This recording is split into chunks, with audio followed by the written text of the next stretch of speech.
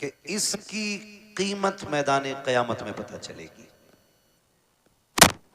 आज जो जमींदार हैं, जो पैसे वाले हैं, जो ठेकेदार हैं, उनका मिजाज थोड़ा सा अलग होता है। वो कहते हैं यार क्या है ये हाफिजी लोग, क्या है ये मौलाना लोग। जानते हो जहां बैठ के कुरान वाले ने कुरान पढ़ा था ना, अल्लाह क़यामत में उस जमीन की मिट्टी उठवाएगा और फरमाएगा ला के अब इसे तराजू में रखो। मालिक क्या होगा? कभी इसके बदले में गुनाहगारों को जन्नत अता की जाएगी। इनके कदमों से लगने वाली मिट्टी इतनी बाबरकत होती है, तो अंदाजा लगाइए ये कुरान पढ़ने वाले कितने बाबरकत होंगे, कितनी इज्जतें अल्लाह ने इनको बख्शी हैं।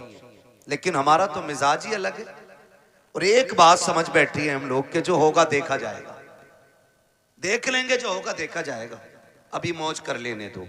ओ भाई, किसी के बाप में दम नहीं है जो तख्ते लगने के बाद कुछ देख पाए। औकात नहीं है जो कब्र के अंधेरे को उजाले में बदलने की ताकत रखता हो। कब्रिस्तान जाते हैं आप लोग, देखें कब्रिस्तान, गए होंगे कभी कव्वाली सुनने। अक्सर मेले भी ना कब्रिस्तानों में, भोजपुर में उरस होता, उर्स थोड़ी हो रहे, उरस हो रहा। हाँ, पूरा कब्रिस्तान तमाशों से भरा रहता है। कब्रों पे लोग चढ़े रहते हैं। गैरत आती है यार, हम तो हुजूर के उम्मती हैं, क्या हमें कब्रों के भी एहतराम नहीं रहे? जिस जमीन पे जूते उतार के चलने की इजाजत है, वहां कब्रिस्तान में कब्रों के ऊपर चढ़ बैठे। और कब्रिस्तान में भी कोई तिलावत नहीं है, उलमा बैठे।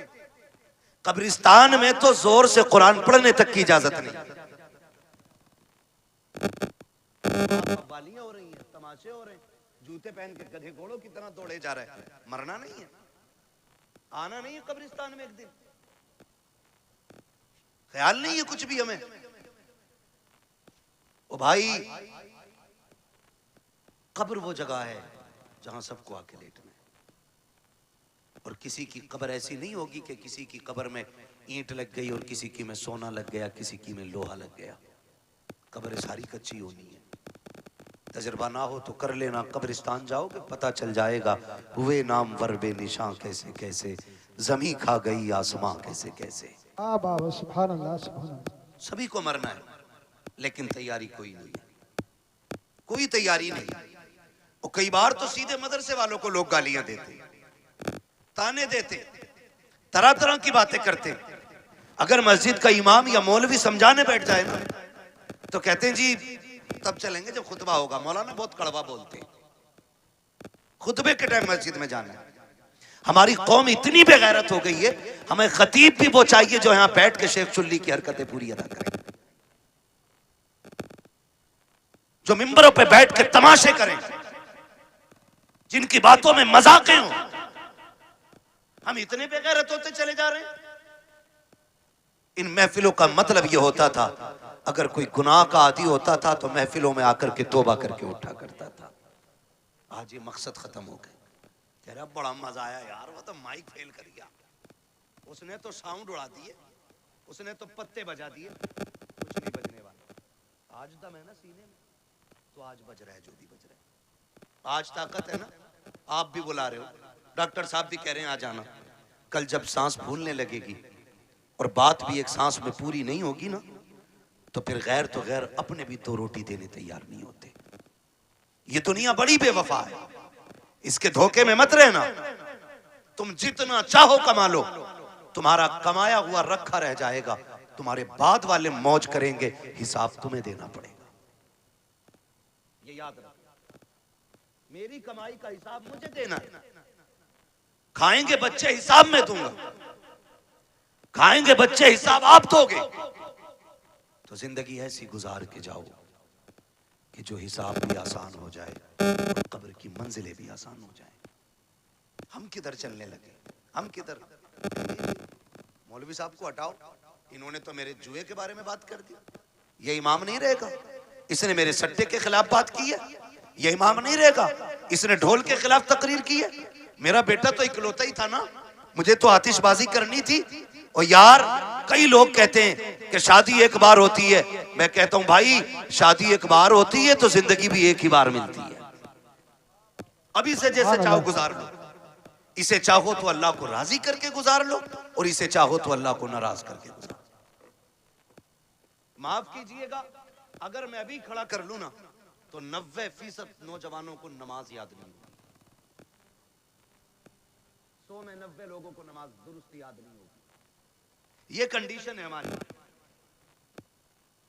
और कुरान वाला आ जाए और बैठे हो हम लोग नीचे, तो कुरान वाले के लिए उठ के खड़ा नहीं हो सकता, क्योंकि ये मुखिया का बेटा है, ये प्रधान का बेटा है, ये ठेकेदार का बेटा है, ये जमींदार का बेटा है। लाओ दुनिया की सारी डिग्रियां उठा के ले आओ, वकालत भी ला के पल्ले में रखो, जजों के पूरे जजमेंट ला के रखो, दुनिया के बड़े बड़े लोगों की, प्रोफेसरों की तालीम ला के पल्ले में रखो, अमीरों की सारी दौलत ला के रखो, पैसे वालों का पैसा रखो, सोने वालों का सोना रखो, जितनी सारी दौलत दुनिया में है एक पल्ले में ला के रखो। मैं कुरान वाले के सीने की एक आयत लेके आता हूं, खुदा की कसम पूरी दुनिया की दौलत मिलकर के कुरान की एक आयत का मुकाबला नहीं कर सकती। नारे तकबीर, नारे रिसालत, बस लगे आला हजरत उलमाए सुन्नत हजरत अल्लामा मुफ्ती अहमद रज़ा साहब मुरादाबादी, नारे हैदरी जिंदाबाद जिंदाबाद। पढ़ें कुरान, पढ़ें नौजवानों, मरना है सबको, जनाजे उठते हैं हर उम्र में। ये कोई जरूरी नहीं है बाल सफेद होंगे तब बंदा मरेगा। हाँ, अब तो अक्सर बूढ़े बैठे रह जाते हैं कि घर से 4-4 जवान चले जाते हैं, पता चला अभी दादा बैठा है, अभी बाप बैठा है, बेटे चले गए। गारंटी नहीं है, कोई गारंटी नहीं है। कब्र वो जगह है कि जिसको अंधेरे का घर कहा जाता है, जिसको कीड़ों का घर कहा जाता है, हाँ, जिसको बिच्छुओं का घर कहा जाता है, जिसको सांपों का घर कहा जाता है। ये तो करम है अल्लाह का, उसने मट्टी डाल के बंदों के अब छुपा दिए। अगर वो खोलने पे आ जाए तो बड़े अच्छे अच्छे मुंह नहीं दिखा सकते। हम किसी को क्या नीचा करेंगे? कोई कहते यार दाढ़ी रख ले तो कह रहा चलो तुम ही जन्नत में चले जाइयो। खेल समझ रखा जिंदगी को, तमाशा ही ये भी कोई। यकीन नहीं आता तुम्हें ना, जाओ हॉस्पिटलों में जाके देखो, ऑक्सीजन लगे पड़े मुंह पे, ऑक्सीजन, सांस नहीं ले पा रहे हैं। दौलत जाके पूछना, कोई कहेगा ये करोड़पति लेटा है, कोई कहेगा ये अरबपति लेटा है। अगर दौलत ही सब कुछ होती ना तो मुंह पे ऑक्सीजन नहीं लगता। लेकिन अल्लाह दिखाता है, देख किस अकड़ में रहता था, आज मैंने तुझे सांस सांस के लिए मोहताज कर दिया है। जब जवानी थी, जब ताकत थी ना, तो बोलता था ना, अरे जाओ देख लेंगे, जाओ देखा जाएगा। क्या कब्र में देखेगा? जब सांस फूलती है ना तो पूरी दौलत देख करके बंदा ना एक सांस वापसी की ख्वाब देखता है, तमन्ना करता है। तुम नहीं जानते हो, खुदा की कसम तारीख पढ़ करके देखो, बड़े बड़े दौलत वालों को देखो, आज अकड़ आ गई है, 4 पैसे आ जाते हैं फिर 3 कुछ नहीं है। जितने बड़े दौलत वाला उतना बड़ा अय्याश बना बैठा है, जितना बड़ा अमीर है उतना बड़ा चैलेंज कर रहा है, जिसके पास दौलत कसरत से है उतनी बेगैरती के साथ जिंदगी गुजारता जा रहा है। हमारी कौम का हुआ क्या है, ताशों में हम लग गए, ढोलों में हम लग गए, तमाशे हमसे आबाद हैं, मस्जिदें हमने वीरान कर रखी हैं। क्या जवाब खुदा को जाके दोगे? मुझे बताओ तो सही, जिसकी नाफरमानी करते हो उसके एहसानात याद हैं कि नहीं? तू सो के नहीं उठता है, खुदा नाश्ता पहले दे देता है। तू इबादत एक वक्त की नहीं करता, दोपहर का खाना खुदा देता है। तुझे जोहर असर का याद ख्याल नहीं आता, मगरिब का सजदा तूने नहीं किया, शाम का खाना उसने दे दिया है, ईशा की पढ़े बगैर तू तो सो गया था। तुझे तो कपड़ों का होश नहीं, तुझे तो बदन का होश नहीं। वो कैसा मालिक के कुल है, तुझे बेहोशी के आलम में ऑक्सीजन की कमी नहीं करता है, फेफड़ों की रफ्तार नहीं रोकी जाती है, नफ्स बराबर चला रहा है, दिलों की धड़कनें बराबर चल रही है। ये सब कुछ कौन कर रहा है? ये सिर्फ वही कर रहा है जिसने लफ्ज़ कुन से कायनात पैदा की है, जो निजाम हस्ती को चला रहा है। तू जिसकी नाफरमानी कर रहा है, ये सारी पावर उसी की है, सारी ताकत उसी की है। और तुम्हें खुदा का वास्ता, अगर खुदा तौफीक दे, सुबह को आँख खुल जाया करे, अजान होते ही मस्जिद में जाया करो, नमाज पढ़ के नाश्ते किया करो, खुदा की कसम रोजी भी बढ़ा दी जाएगी, तुम्हारी उम्रें भी बढ़ा दी। जिंदाबाद जिंदाबाद, नारे तकबीर, नारे रिसालत, बस लगे आला हजरत, जश्न दस्तार बंदी, जिंदाबाद जिंदाबाद। शुरू दिन का आगाज अल्लाह की इबादत से करें, फजर के बाद कुरान लेके बैठे, कुरान लेकर के बैठे, ये हम पे लाजिम है। बैठे हम कुरान लेकर के, फिर देखो अल्लाह कितनी बरकतें दे रहा। लेकिन माफ कीजिए, हमें खुदा पे उतना भरोसा नहीं रहा जितना तावीज़ों पे हो गया, जितना डोरियों पे हो गया, हाँ जितना डोरियों पे हो गया। मुझे बताओ, मैं कहता हूँ ये जितने वायरस फैले ना डॉक्टर साहब, अगर अल्लाह सिर्फ ऑक्सीजन कम कर देना तो वाकई किसी वायरस की जरूरत नहीं। पूरी दुनिया सजदे में पड़ी होगी, पूरी दुनिया, लेकिन वो जबरन किसी को अपनी बारगाह में लाना नहीं चाहता। वो तो कहता अब मैंने तुझे दोनों रास्ते दिए, तुझे जन्नत का भी मालूम है, दोज़ख का भी मालूम है, अब फैसला तुझे करना, तुझे मैं प्यारा हूं या तुझे दुनिया प्यारी है? कह रहा मौलाना मैं कतई हराम काम ना करता, मगर मजबूरी आ गई, बालक भूखे थे। तू बता तू बड़ा है या नबी की बेटी फातिमा ज़हरा बड़ी है? मुझे बता तो सही। एक दिन मेरे हुजूर बेटी के घर तशरीफ लाए, जाओ जाके बेटियों से भी कहना। आज कितने घरों में इसलिए तलाक हो जाती है, बेटियों के शौक पूरे नहीं हो पाते ना, तो शौहरों को गालियां देती हैं, ताने देती हैं, तो फिर शौहर मजबूरी में तलाक दे देता है। जाओ जाके बेटियों से कहो, कामयाबी ये नहीं है कि तू 70,000 का जोड़ा पहने, कामयाबी ये नहीं है तू 20,000 का लहंगा पहने। कामयाब बेटी वो है जो पैबंद लगे कपड़े पहन के शौहर को राजी करके दुनिया से चली जाए, वो सबसे ज्यादा कामयाब बेटी है। लेकिन ख्वाब बड़े, शौक बड़े, जब से ये आए ना ये खिपड़े मोबाइल है, अब तो नमाज छोड़ देगी लेकिन सीरियल नहीं छोड़ेगी, रोटी में लेट हो जाएगा लेकिन सीरियल देखेगी। ये तमाशे हमारे घरों में आ गए, और वो फैशन फिर हमारी नस्लों में उतर आया, वही फैशन उतर आया, वही फैशन हमारी नस्लों में उतर आया। हमें हो क्या गया, आज दुनिया चीख रही है, दुनिया चीख रही है। फिर वो जब देखती है तो शोहर से कहती है मुझे ये चाहिए ऐसे कपड़े। शोहर बेचारा 500-600 रुपए रोज का कमाने वाला, 500-600 रुपए रोज के अब तो खर्चे भी हैं घर के। गरीब से गरीब तर बंदे का खर्च कम से कम 1000 रुपए घर का हो गया, जो महंगाई का दौर है। मेरी बेटी मेरी बहन, अगर शोहर 600 रुपए कमा के ला रहे, बता बच्चों का पेट भरे या तेरे शौक पूरे करे? खुदारा इन शौकों का गला घोट, जिंदगी इसका नाम नहीं है। एक दिन मेरे हुजूर बेटी के घर तशरीफ लाए, जब बेटी के घर तशरीफ लाए दरवाजे पे दस्तक दी, आवाज आई मन दक्कल बाब। दरवाजा किसने बजाया? हुजूर फरमाते हैं अना मोहम्मद रसूलुल्लाह। बेटी मैं तुम्हारा वालिद आया हूँ। कहती हुजूर अकेले हैं या कोई साथ में? हुजूर फरमाते हैं बेटी अकेला हूँ। फरमाया फिर अंदर आ जाए, और अगर कोई साथ में हो तो मुझे चादर दे। हुजूर अंदर तशरीफ लाए, बेटी मुसल्ले पे बैठी है, सुने कान खोल के। जब अंदर आए बेटी मुसल्ले पे बैठी है, हुजूर के इस्तकबाल में उठ के खड़ी हुई, कदम कांप गए, कदम काट गए। मैं किसकी बात कर रहा हूँ? खातून जन्नत, जिनको जन्नती औरतों की मलका बनाया गया है, हाँ, जिनकी सरदारी का वादा मेरे हुजूर ने ले लिया, मैं उनकी बात कर रहा हूँ। आज के घर की बात नहीं, आज कोई मौलवी की बेटी, कोई किसान की, कोई प्रधान की, कोई जमींदार की, कोई चौकीदार की, आज मुस्तफा की बेटी नहीं है। लेकिन मिजाज फिर भी आज के देखिए, और कल की बात देखिए, खड़ी हुई मुसल्ले पे। हुजूर फरमाते हैं फातिमा ये बात क्यों कही? कोई हो तो चादर दे दे, और ना हो तो अंदर आ जाए।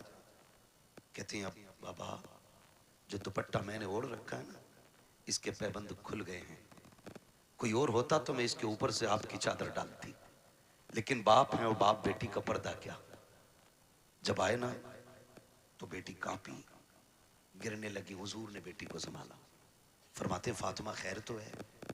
कहती या रसूलल्लाह फाकों से कमजोरी इतनी आ गई है कि खड़ा नहीं हुआ जाता। हुजूर की आंखों में आंसू आ गए। फातिमा क्या चाहती है? महबूब बेटी तेरी और इतने फाके? मेरे नबी ने फरमाया बेटी मुसल्ले का कोना हटा। जब कोना हटाया ना तो मुसल्ले के नीचे हीरे जवाहरात का दरिया था। आका फरमाते बेटी जितने चाहे भर ले, मगर याद रखना या तो दुनिया ले लो या आखिरत ले लो। खातून जन्नत ने वही कोना छोड़ दिया। कहती आका फातिमा की पूरी जिंदगी खुदा के लिए गुजरी है, मुझे इस दौलत की कोई जरूरत नहीं है। आज हुआ क्या है हमें? आज हुआ क्या है? बात बात पे बेटियां तलाक मांगने लगती हैं। चल चल तेरे घर में सुख नहीं पाया, तेरे घर में सुकून नहीं पाया। और जब लड़ाइयां होती हैं ना तो फिर ये भी फोन करके कहते हैं आऊं क्या बेटी? वो कहती है आओ अब्बा जरा देखियो ही ना आके। सुनो, शादी के बाद औरत के हक में सबसे ज्यादा ताकतवर उसका शौहर होता है, बाप चाहे करोड़पति क्यों ना हो। शौहर से ज्यादा ताकतवर कोई नहीं उसके लिए। आपके पास दौलत है, आप गए आपने जाके तमंचा कान पे रख दिया, लेकिन शौहर 3 बार कहेगा तलाक तलाक तलाक, पूरा खेल खत्म, सिस्टम खत्म।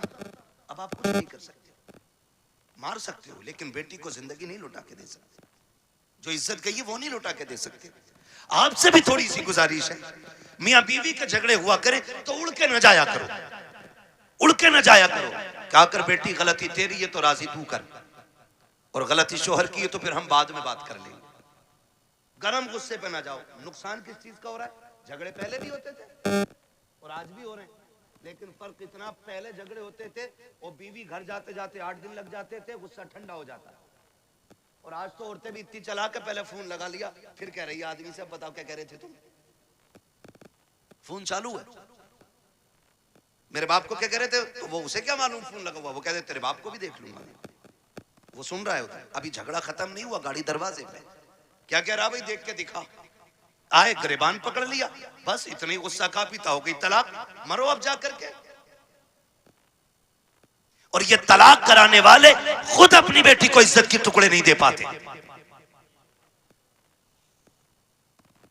कई बेटियों की ये शिकायतें हमने सुनी है कि जब शोहर से झगड़ा हुआ सारे हमदर्द बन के गए थे, लेकिन आज 6 महीने हो गए हैं, कभी बाप कह देता बेटी दवा का पैसा नहीं है, कभी भाई कह देता बाद में सुनी जाएगी, कहती मौलाना अब क्या किया जाए, मेरे भाई मेरी बहनों मेरी बेटियों, आप मौलवी कुछ नहीं कर सकता है, जो भी करना था तुम्ही को करना था, तुम्हें मुस्तफा का अखलाक हासिल करना था, आका करीम का किरदार सीखना था, जिंदगी कैसे चलती है ये तुम्हें सीरियल नहीं बताएंगे, सीरियल घंटे 2 घंटे के होते हैं, जिंदगी 60 साल की होती है, इसे सीखने के लिए मुस्तफा की 63 साल जिंदगी पढ़ना पड़ेगी, आका का किरदार सीखना पड़ेगा, 60-70 साल की जिंदगी के लिए मुस्तफा को समझना पड़ेगा। याद रखिएगा जो मुस्तफा की जिंदगी के मुताबिक जिंदगी गुजारते हैं उनकी दुनिया भी बेहतर हो जाती है, आखिरत भी बेहतर हो जाती है। बाबा जिंदाबाद जिंदाबाद, नारे तकबीर, नारे रिसालत जिंदाबाद।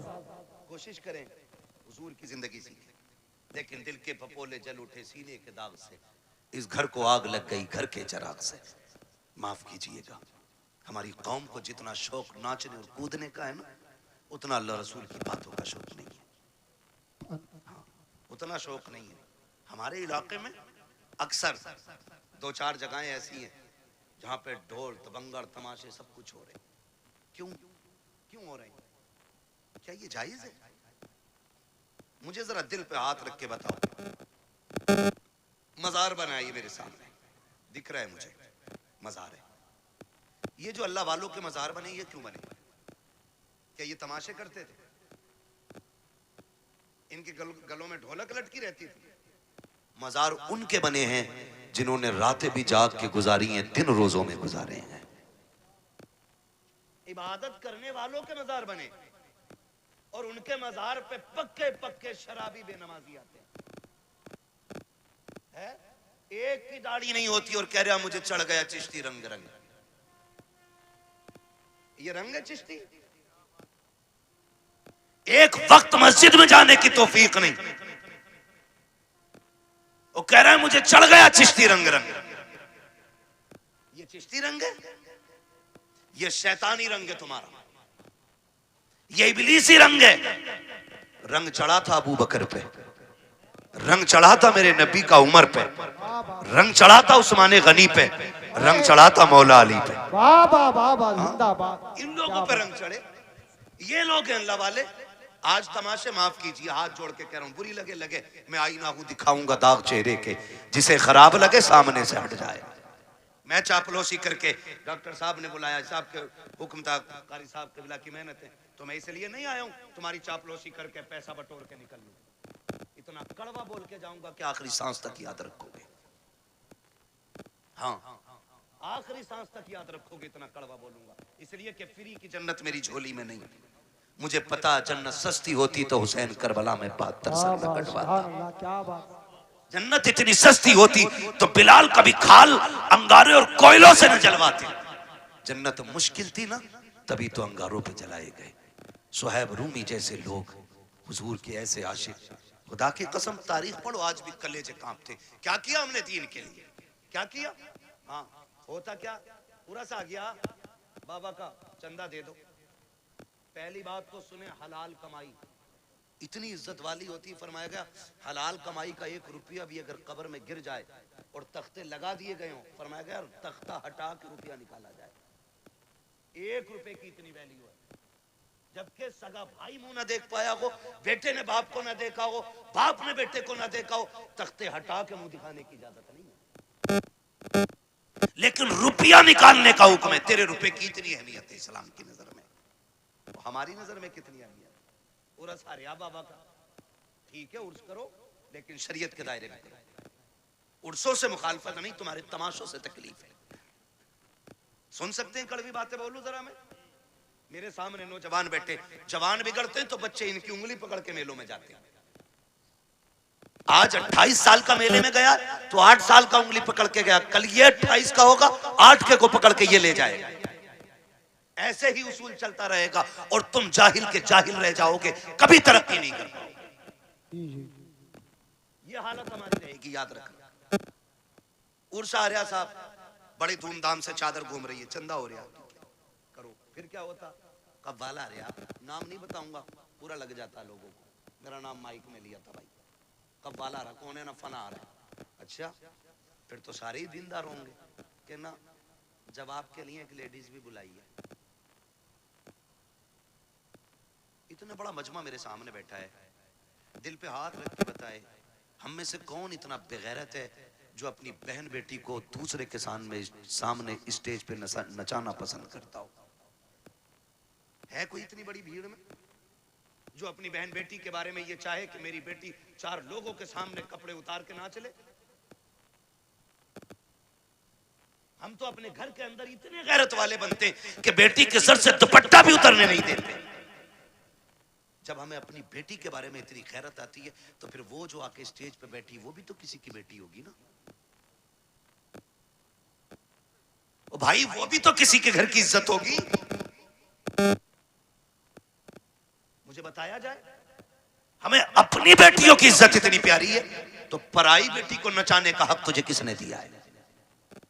और वो भी कौम के गैरत वाले पैसे से, जिसे किसी ने बट्टे पे कमाया, किसी ने फैक्ट्री में कमाया, किसी ने पसीना बहा के कमाया, किसी ने गेहूं कटाई में कमाया, किसी ने धान कटाई में कमाया, किसी ने रात दिन मेहनत करके कमाया, उसे तुम लोगों के अय्याशियों पे खर्च कर देते हो थोड़ी सी देर की जहनी अय्याशी के लिए। का इधर से मुकाबला होगा, इधर से मुकाबला करने वाली होगी, इधर से शेर होगा, उधर से जवाब आएगा। आग लगे इस बेगैरती को। उसी में देखा जाता है चंद कौम के बेगैरत अमीर आगे टेबल लगा के बैठ जाते हैं, नोटों की यूं बारिशें किया करते हैं, चंद बेगैरत वाह में लग जाते हैं कि तो देखो फलां के बेटे ने कितना लुटाया है, फलां के बेटे ने कितना पैसा लुटाया है, आज पता चल गया किसकी मां ने कितना दूध पिलाया है। नहीं बेटे, आज पता नहीं चला है, ये कब्र में जाके पता चलेगा किसकी मां ने कितना दूध पिलाया था। आज जो तमाशे देख के कहते हो आज पता चल गया अमीर कौन है, तुमसे हाथ जोड़ के कहता हूं और बेगैरती में पैसा न लुटाना। तुम्हारी बस्ती में बेवाएं भी होंगी, तुम्हारे बस्ती में गरीब भी होंगे, तुम्हारी बस्ती में यतीम भी होंगे। तुमने देखा होगा जब तुम्हारे बेटे ईद के दिन नए कपड़े पहन के ईदगाह जाते होंगे तो उसी रास्ते पर कुछ गरीब मुस्लिम बच्चे कोई चने की दुकान लगाता होगा, कोई खिलौनों की दुकान लगा के बैठा होगा। खुदा की कसम उसका भी जी चाहता है वो भी ईद के दिन नए कपड़े पहने, वो भी जी चाहता था कि ईद की नमाज पढ़ने के लिए जाए, लेकिन साहिब गुरबत ने रास्ते में पकड़ के रोक दिया था, जरूरतों ने उसको खरीदार बना दिया है। बैठ गया कि रास्ते में सामान लेकर के हम खरीदते तो चले जाते हैं लेकिन गुर्बत का ख्याल किसी को नहीं आता। हाँ, तेरे पास दौलत है, तुझे रब ने पैसा दिया था तो अय्याशियों के लिए तो नहीं था, कव्वाली और तमाशों में लुटाने के लिए नहीं था। काश क्या की अच्छा होता तू इस पैसे को उठाता, चांद रात वाले दिन किसी यतीम के दरवाजे पे रात के अंधेरे में अंदर डाल के आ जाता, पर्चा बना के डाल देता। ईद सिर्फ मेरी नहीं है, ईद तुम्हारी भी है, इससे तुम भी ईद मनाना। खुदा की कसम अगर उस पैसे से किसी गरीब की ईद हो जाती तू कब्र में बाद में जाता, मदीने वाला तेरी कब्र में पहले तशरीफ। जिंदाबाद जिंदाबाद, बहुत अच्छे हजरत, जिंदाबाद जिंदाबाद। जो करने के काम थे वो किए ही नहीं, और जो ना करने के तो डूब गए जा करके। हुए नाम बर बेनिशां कैसे कैसे, जमीन खा गई आसमां कैसे कैसे। अल्लाह ने तुम्हें दौलत दी है ना, खर्च करने से कौन रोकता है? लगाओ, लेकिन वहां जहां लगाने की जगह, जहां खर्च करने की जगह हमारे कमाई मेहनत की है तो हम क्यों हराम काम में लगाएं जिसका नतीजा कुछ ना हो। यार, मैंने किसी किसान को ढेला के धार में आज तक गेहूं बखेरते हुए नहीं देखा। क्यों नहीं बखेरता भाई? इसलिए कि इसमें बखेरूंगा तो मिलेगा क्या? सारे ही बह जाएगा। एक पक्की जमीन में 6 बार हल चला के दाना डालता है, सिर्फ इस उम्मीद पे कि इससे गेहूं उग के आएगा, एक के बदले में 7 बालें मिलेंगी, हर बाल में 70 दाने मिलेंगे। हम किसान से ताल्लुक रखने वाले लोग तो हम तो दाना भी बेकार जगह नहीं डालते। जब दाना बेकार जगह नहीं डालते तो आप पैसा बेकार जगह कैसे डाल सकते? पैसा बेकार जगह कैसे डाल सकते हैं? अल्लाह ने दौलत दी है ना, तो तालीम पे लगाओ, इल्म पे लगाओ, कुरान वालों पे लगाओ। आप पैसे वाले किसी गरीब की तालीम में मदद करें। हम सबसे फिड्डी कौम है तालीमी एतबार से, ये मुल्क में सबसे निचले तबके में हम हैं इस वक्त तालीमी एतबार से।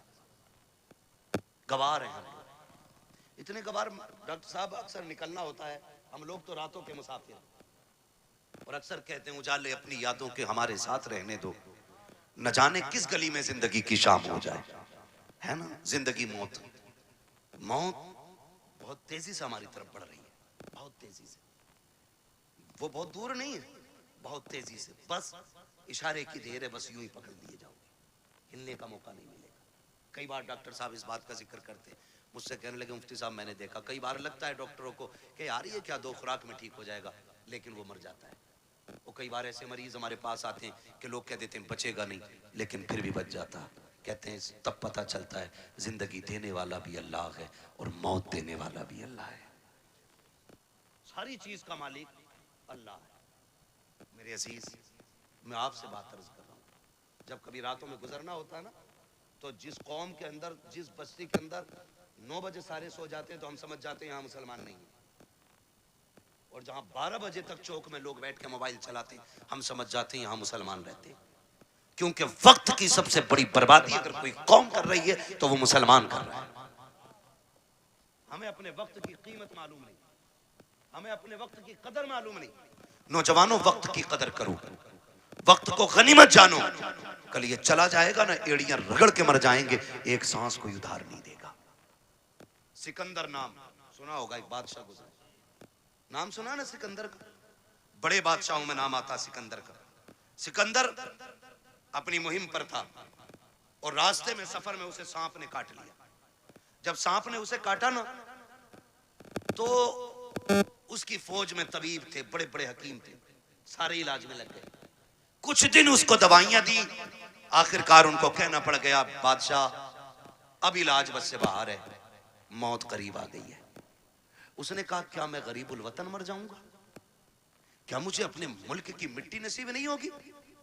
कहा नहीं, जहर इतना फैल गया है कि अब बचने के चांसेस नहीं। उसने कहा मेरे पास दौलत तो बहुत है, एक काम करो मेरी आधी दौलत ले लो और किसी से इतनी सांसें मुझे उधार दिलवा दो कि मैं अपने वतन में जाके मर सकूं। इतनी सांसें उधार दिलवा दो कि मैं अपने मुल्क में जाके मर सकूं। हंसे हकीम, कहने लगे डॉक्टर ऐसा कभी नहीं हो सकता। कहा क्यों? कि इसलिए नहीं हो सकता क्योंकि इसलिए नहीं हो सकता कि सांसें उधार नहीं मिलती है। उसने कहा अगर आधी दौलत से काम नहीं चल रहा है ना,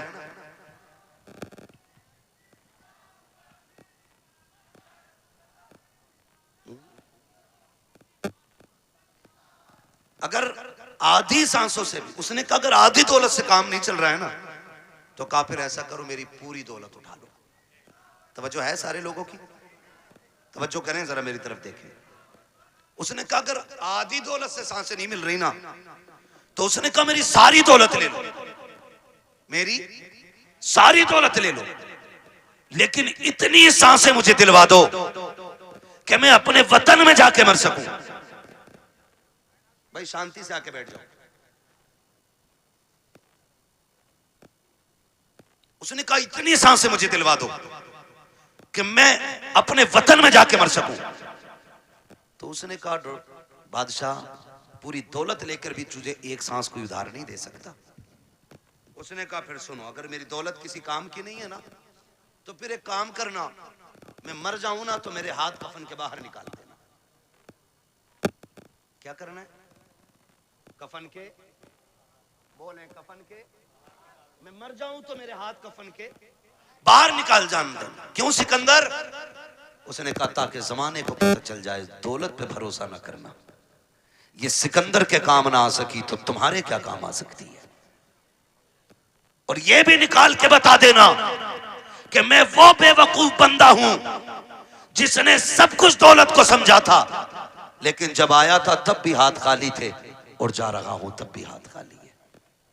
मेरे अजीज, मौत जब आएगी ना, एक लम्हे का मौका नहीं देगी, एक मिनट का मौका नहीं देगी आपको, सीधा नहीं होने देगी। तुमने देखा होगा शद्दाद ने जन्नत बनवाई, सुना है कि नहीं? शद्दाद ने जन्नत बनवाई, ख्वाब कितने बड़े थे कि पूरी जिंदगी ऐश की जिंदगी जन्नत में गुजारूंगा, लेकिन जब मरा ना तो जमीन और आसमान के बीच में लटका हुआ था। और ये भी आता है कि एक पैर जन्नत के बाहर था और एक पैर अंदर था। अल्लाह ने कहा खींच लो रूह, इसे इसकी औकात पता चल जानी चाहिए, इसे इसकी हैसियत पता चल जानी चाहिए। नमरूद कितनी बड़ी ताकत का मालिक था, इतना बड़ा ताकतवर के खुदाई का दावा कर बैठा। अल्लाह ने एक मच्छर से मरवा दिया ताकि दुनिया को पता चल जाए सबसे बड़ा खुदा अल्लाह है, सबसे पावरफुल सिर्फ खुदा की जात है। और उसके उसूल से बगावत करोगे तो कोई बचाने वाला नहीं होगा, कोई बचाने वाला नहीं होगा। माफ कीजिएगा, मैयतें होती हैं कि नहीं होती? होती है मैयतें, दफन में जाते हैं सारे लोग, जाया करो, पढ़ी नहीं की, पता चल जाए इंतकाल हुआ है किसी का, कहीं भी पहुंच सकते हो। ईमान के साथ बंदा गया तो जरूर जाया करो, अगर वो नेक होगा तो अल्लाह उसके सदक़े में तुम्हें बख्श देगा, और अगर तुम नेक होगे तो अल्लाह तुम्हारे सदक़े में उसे बख्श देगा। ये किया करो। और अब तो माफ करना, जनाजे भी ना जनाब, जनाजे भी अब तो बदले का बदला है, जनाजे भी बदले का बदला है। हमारे अब्बा के में आओगे तो तुम्हारे अब्बा के में आएंगे, तुम नहीं आओगे तो हम नहीं आएंगे। ये बात क्लियर? तुम आओगे तो हम आएंगे और तुम नहीं आओगे तो हम नहीं आएंगे। बता सवाब किसे मिला? किसी को ही नहीं, दंगवारा कर गए।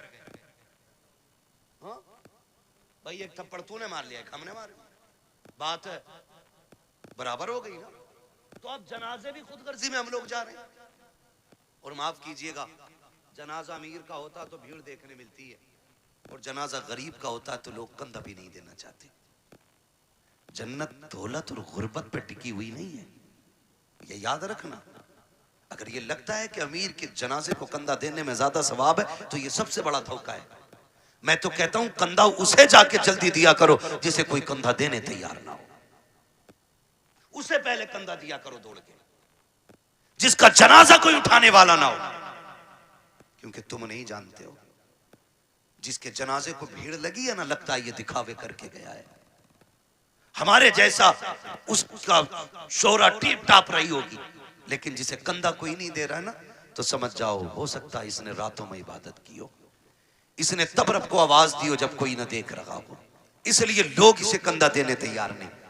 तो फैसला जो है ना भीड़ का, ये अंदाजा लगाना कि कंधा उसको दौड़ के दो जिसे कोई कंधा ना दे रहा हो, मिट्टी दो।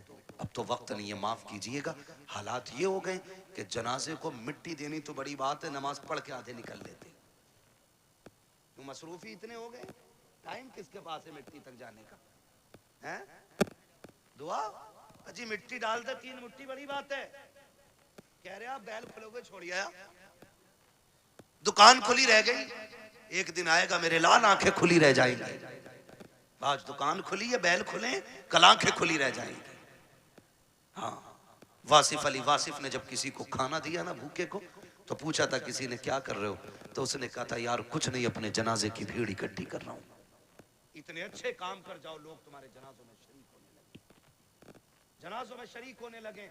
अल्लाह से लंबी दुआएं मांगा करो रो रो के, मालिक जिंदगी अच्छी कर दे ताकि मौत भी अच्छी हो जाए, ये मांगा करो अल्लाह से। आज तो डरी कोई नहीं, डरी कोई नहीं, तो जब मौतें होती है नहीं होती, बोलो यार, बोल सकते हो तो बोलो, है ना? होती है कि नहीं मौतें? लोग मरते हैं, जिन्हें यकीन ना हो अल्लाह उन्हें दिखा दे जल्दी कि लोग कैसे मरते हैं। डर गए? लोग मरते हुए देखें कि नहीं? बोलो यार, जोर से बोल दोगे तो कोई मुंह का रसगुल्ला नहीं गिर जाएगा। मरते हुए देखे ना लोग, मौत के भी अलग अलग तरीके।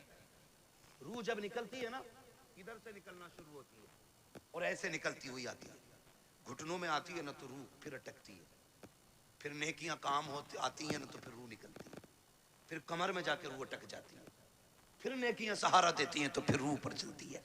फिर सीने का जो मंजर होता है ना वो बड़ा मुश्किल होता है।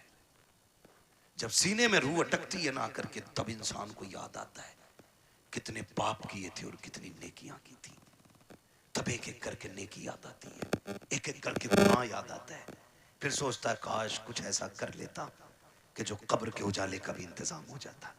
लेकिन फिर सोचने से कोई नतीजा नहीं, फिर कोई फायदा नहीं, फिर हजार सर मारो दीवारों में कुछ नहीं होता। हमने ऐसे भी देखे कि गले तक जब मौत आ जाती है ना सिर्फ जबान करवटें बदलती है। जबान जो ये चल जाती है ना तड़ से किसी पे भी चल जाती है ना एकदम से, जो एकदम से मिनट नहीं लगते सेकंड नहीं लगते ताड़ से ऐसा जुमला निकलता मुंह से कि सामने वाले के कलेजे के पार हो जाया करता है। तीर के दिए हुए जख्म भर जाते हैं यार, जबान के दिए हुए जख्म नहीं भरा करते हैं। जब बेटा अपने बाप से कहता है ना तेरी औकात क्या, तूने क्या किया था, तूने तो हमें सिर्फ बड़ा कर दिया, ये जो संपत्ति है ना ये मेरी मेहनत की है। तो याद रखना ये जुमले बाप के कलेजे चीर देते हैं, ये जुमले माँ के कलेजे के टुकड़े टुकड़े कर देते हैं। ये जबान जो आसानी से चल गई थी ना बहनों से कि भीख लेने आ जाया करती है, तेरा है क्या इस जायदाद में, कभी ये ताने न दिया करो, इसे संभाल के रखा करो। अगर ये गलत चल जाती है इंसान को दोज़ख में पहुंचा देती है, अगर ये सलामती से चलती है तो बंदे को जन्नत तक पहुंचा दिया। नारे तकबीर, नारे रिसालत। बस मैं चंद बातें कर ले रहा हूँ। खुदारा जबान सही करें, अपनी जबान सही करें, इसे संभाल के बोला करें, जबान संभाल के बोला करें। तड़ से किसी को गाली ना दे, ऐसा जुमला ना बोले कि किसी के कलेजे के पार हो जाए। वरना याद रख ये कब्र पे खड़े होकर जो बेटा कहता है ना बाद में मेरे अब्बा को किसी को मेरे अब्बा से तकलीफ पहुंची हो तो माफी मैं मांग रहा हूँ, आज इसकी माफी से कुछ नहीं होना है, कुछ नहीं होना। मेरे अब्बा पे किसी का कुछ हो तो ले लेना। ये वो बेटा कह रहा है जो बाप की कब्जा की हुई आधा बीघा जमीन पे एक्स्ट्रा खुद भी हल चला रहा, खाली कब्र पे होकर खड़े होकर सफाई दे रहा। सफाई अगर इसके मन में देने की होती ना पहले वो वाली बांट के आता जो अब्बा ने हराम की छीनी थी। अब्बा ने सगे भाई की 5 से फालतू जोत रखी है और बेटे को पता ये कब्जा किया हमने, पहले वो निकाल के दे जो अब्बा ने हराम की ली थी। बेटे से को वो वाली देखे ना ये तो अब्बा ही हिसाब देंगे। तो कब्र पे खड़े होके अच्छा ना बना। अब सांस बंद हो गई, रजिस्टर बंद, अब तो कब्र जाने और कब्र वाला जाने। अब आया है ना अंदर, जमीन कहेगी आज तेल निकालूंगी। तूने मेरी खातिर अपने सगे भाई को कचहरियों में घसीटा, मेरी खातिर तूने फला रिश्तेदार को जलील किया, आ तुझे तेरी औकात दिखाऊं।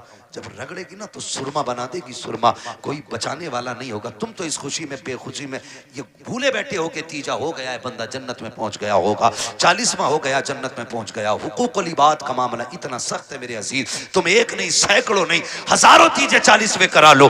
अगर किसी भाई का हक लेके जा रहे हो अल्लाह उस वक्त तक जन्नत नहीं देगा जब तक एक एक भाई का तुमसे हिसाब बराबर नहीं करा। इसलिए किसी का खा के नहीं मरना, खुदा तौफीक दे तो दे के मरना, दे के मरना। कोई किसी का नहीं होता है। बेटे 40वें के बाद कब्र तक भूल जाते हैं अब्बा दफन कहाँ हुए थे। ईद के दिन जाके कह रहा चाचा तुम्हें तो पता होगा अब्बा किस कोने में रखे गए थे। ये पूछ रही है औलाद आज की, ये पूछ रही है आज के दौर में अगर कब्रों को निशान भूल गए हम तो क्या लगता आने वाली नस्लों को हमारी कब्रें याद रहेंगे? उन्हें तो कब्रिस्तान तक याद नहीं रहेंगे हैं किधर। इसलिए खुदारा आखिरत की तैयारी खुद से अपने आप से करें, अपने पीछे कुरान पढ़ने वाले छोड़ दें, अपने पीछे कुरान पढ़ने वाले छोड़ दें। हम तो कह देते हैं कोई बात नहीं, मेरा इंतकाल हो मेरे बच्चे कहेंगे मदरसे से बच्चे भेज दिए, ठीक है, बरकत वाली जमात है, नेक जमात है। लेकिन ये बात बताओ पढ़ने में खुलूस इनके उतना ही होगा जितना बेटे के पढ़ने में खुलूस होगा? हो सकता है कभी नहीं होगा ना, क्योंकि बाप का दर्द बेटे को ज्यादा है, बेटे का दर्द बाप को ज्यादा है। हमें तो बुलाओगे रस्मन पढ़ के चले जाएंगे, लेकिन असल दर्द बेटे को होता है। तो मैं तो कहता हूं एक बेटा कम से कम हाफिज जरूर बनाना, एक बेटा जरूर बनाना। अगर बना ना सके हो ना तो कोई पढ़ रहा हो तो पढ़ने में उसकी मदद करना। कोई कुरान हाफिज हो रहा है ना तो उसके हिफ्ज में मदद करें। आपके बेटे बड़े हो गए, आप नहीं पढ़ पाए, आपके बेटे नहीं पढ़ पाए, तो जो पढ़ने आप उनकी मदद करें। जानते हो क्यों? क्योंकि जहां भी ये पढ़ने वाला कुरान पढ़ेगा अल्लाह एक एक हर्फ के बदले में 10-10 नेकियां तेरी कब्र में भी नाजिल फरमाता रहेगा। इतना बड़ा इंतजाम, इतना बड़ा इंतजाम। और मैं अर्ज करूंगा खुदारा पढ़ने वालों से भी और पढ़ाने वालों से भी आपसे गुजारिश है, जब आपके बच्चे हाफिज हो जाए ना तो फिर उनसे कह देना हमने तुझे कुरान के लिए छोड़ रखा है, कुरान के लिए तुझे छोड़ सकता और कुरान तेरे लिए है। पूरी जिंदगी तुझे कुरान पढ़ना है। हमारा काम ना कर, खेती हम कर लेंगे, जमीनें हम जोत लेंगे, मेहनत हम कर लेंगे, लेकिन तुझे कुरान याद रखना है। अब्बा क्यों? अब्बा क्यों? कहा मैंने तुझे दुनिया के लिए कुरान नहीं दिया, मैंने तुझे कब्र के लिए कुरान दिया है। मैंने तुझे कब्र के लिए कुरान दिया है। कब्र अंधेरों का घर है, बड़ी बेवफा दुनिया है। आप ना बेटे को करोड़ों रुपए दे दे, मरने के बाद 50,000 नहीं देगा मस्जिद में। वो ये सोचता है ये पैसा जो अब्बा का बचाना ये माले गनीमत है। भाई भाई का गला काट देते हैं एक दूसरे का, सिर्फ 10,000 के लिए, 5,000 के लिए बंटवारे में गोली चल जाती है। क्यों? भाई बाप की दौलत थी, जिस पर झगड़ा था उसका कुछ हिस्सा उठा के खुदा के घर में दे दो। भाई वो इतना करके गया ना तुम्हारे लिए, उसके लिए भी कुछ राहत का सामान बने। लेकिन कह रहा क्यों दे? उन्हें उनके अब्बा से मिली थी, हमें हमारे अब्बा से मिली है। क्योंकि अब्बा खुद नहीं देता था मस्जिद में कभी, अब्बा ने खुद नहीं लगाया कभी दीन के लिए पैसा, तो औलाद कहां से लगाएगी? आदत डालें, अपने बच्चों के हाथ से दीन की राह में खर्च कराया करो, ताकि बच्चे देने के आदी बन जाएं, देने के आदी बन जाए। मरते टाइम बंदे को 3 फिक्रें सताती हैं। कितनी? कितनी? सारे बोल दो भाई। कितनी फिक्रें? 3 फिक्रें सताती हैं। नंबर 1, मैंने जो दौलत कमाई है इसका क्या होगा। नंबर 2, मैं औलाद छोड़ के जा रहा हूं, मेरी औलाद कैसे जिंदगी गुजारेगी मेरे बगैर। नंबर 3, मैंने कितनी नेकियां की और कितने गुनाह किए। इसे 3 चीजें मरते वक्त याद आती हैं। 3 चीजें। कामयाब वो नहीं है जिसने अपने पीछे बंगले छोड़ दिए, कामयाब वो नहीं है जिसने इमारतें छोड़ी, कामयाब वो है जो अपने पीछे कुरान पढ़ने वाला छोड़ गया है। वो सबसे बड़ा कामयाब है जिसने अपने पीछे कुरान पढ़ने वाले छोड़े। वरना बिल्डिंग है, ये बंगले कब्र में कोई काम नहीं आने वाले। मैं तो मुबारकबाद पेश करता हूं उस बाप को जिसने एक बेटे को हाफिज कुरान बनाया। मुबारकबाद पेश करता हूं। ये 500 रुपए रोज कमा सकते थे, कोई कमी नहीं है, जवानी में कमा सकते थे, लेकिन उस बाप को सलाम जिसने कहा बेटे तेरे हिस्से की मजदूरी हम करेंगे, हमारे हिस्से का कुरान तुझे याद करके आना है। वो माए मुबारकबाद के मुस्तहिक हैं जिन्होंने उन बच्चों को दूध पिलाया है कि जो बदले में माँ को दूध के बदले में जन्नत का टिकट देने वाले हैं। वो बहनें मुबारकबाद के मुस्तहिक हैं जिन्होंने ऐसे भाइयों की खिदमत की है कि जो बहनों को बदले में जन्नत के जाने का रास्ता आसान करेंगे। ये मुबारकबाद के मुस्तहिक हैं माँ बाप। आज होता क्या है, आज जवान हो जाए बेटा और माँ बाप को दौलत का लालच पड़ जाता है। उन बापों को सलाम करता हूँ जो पूरी जिंदगी बच्चों को कुरान के नाम वक्फ कर देते हैं। और क्या मिला इनके बदले में? पूरी जिंदगी बाप मजदूरी करता रहा, कुछ भी तो नहीं मिला, बेटा कुरान पढ़ता रहा, कोई सिला नहीं मिल सका।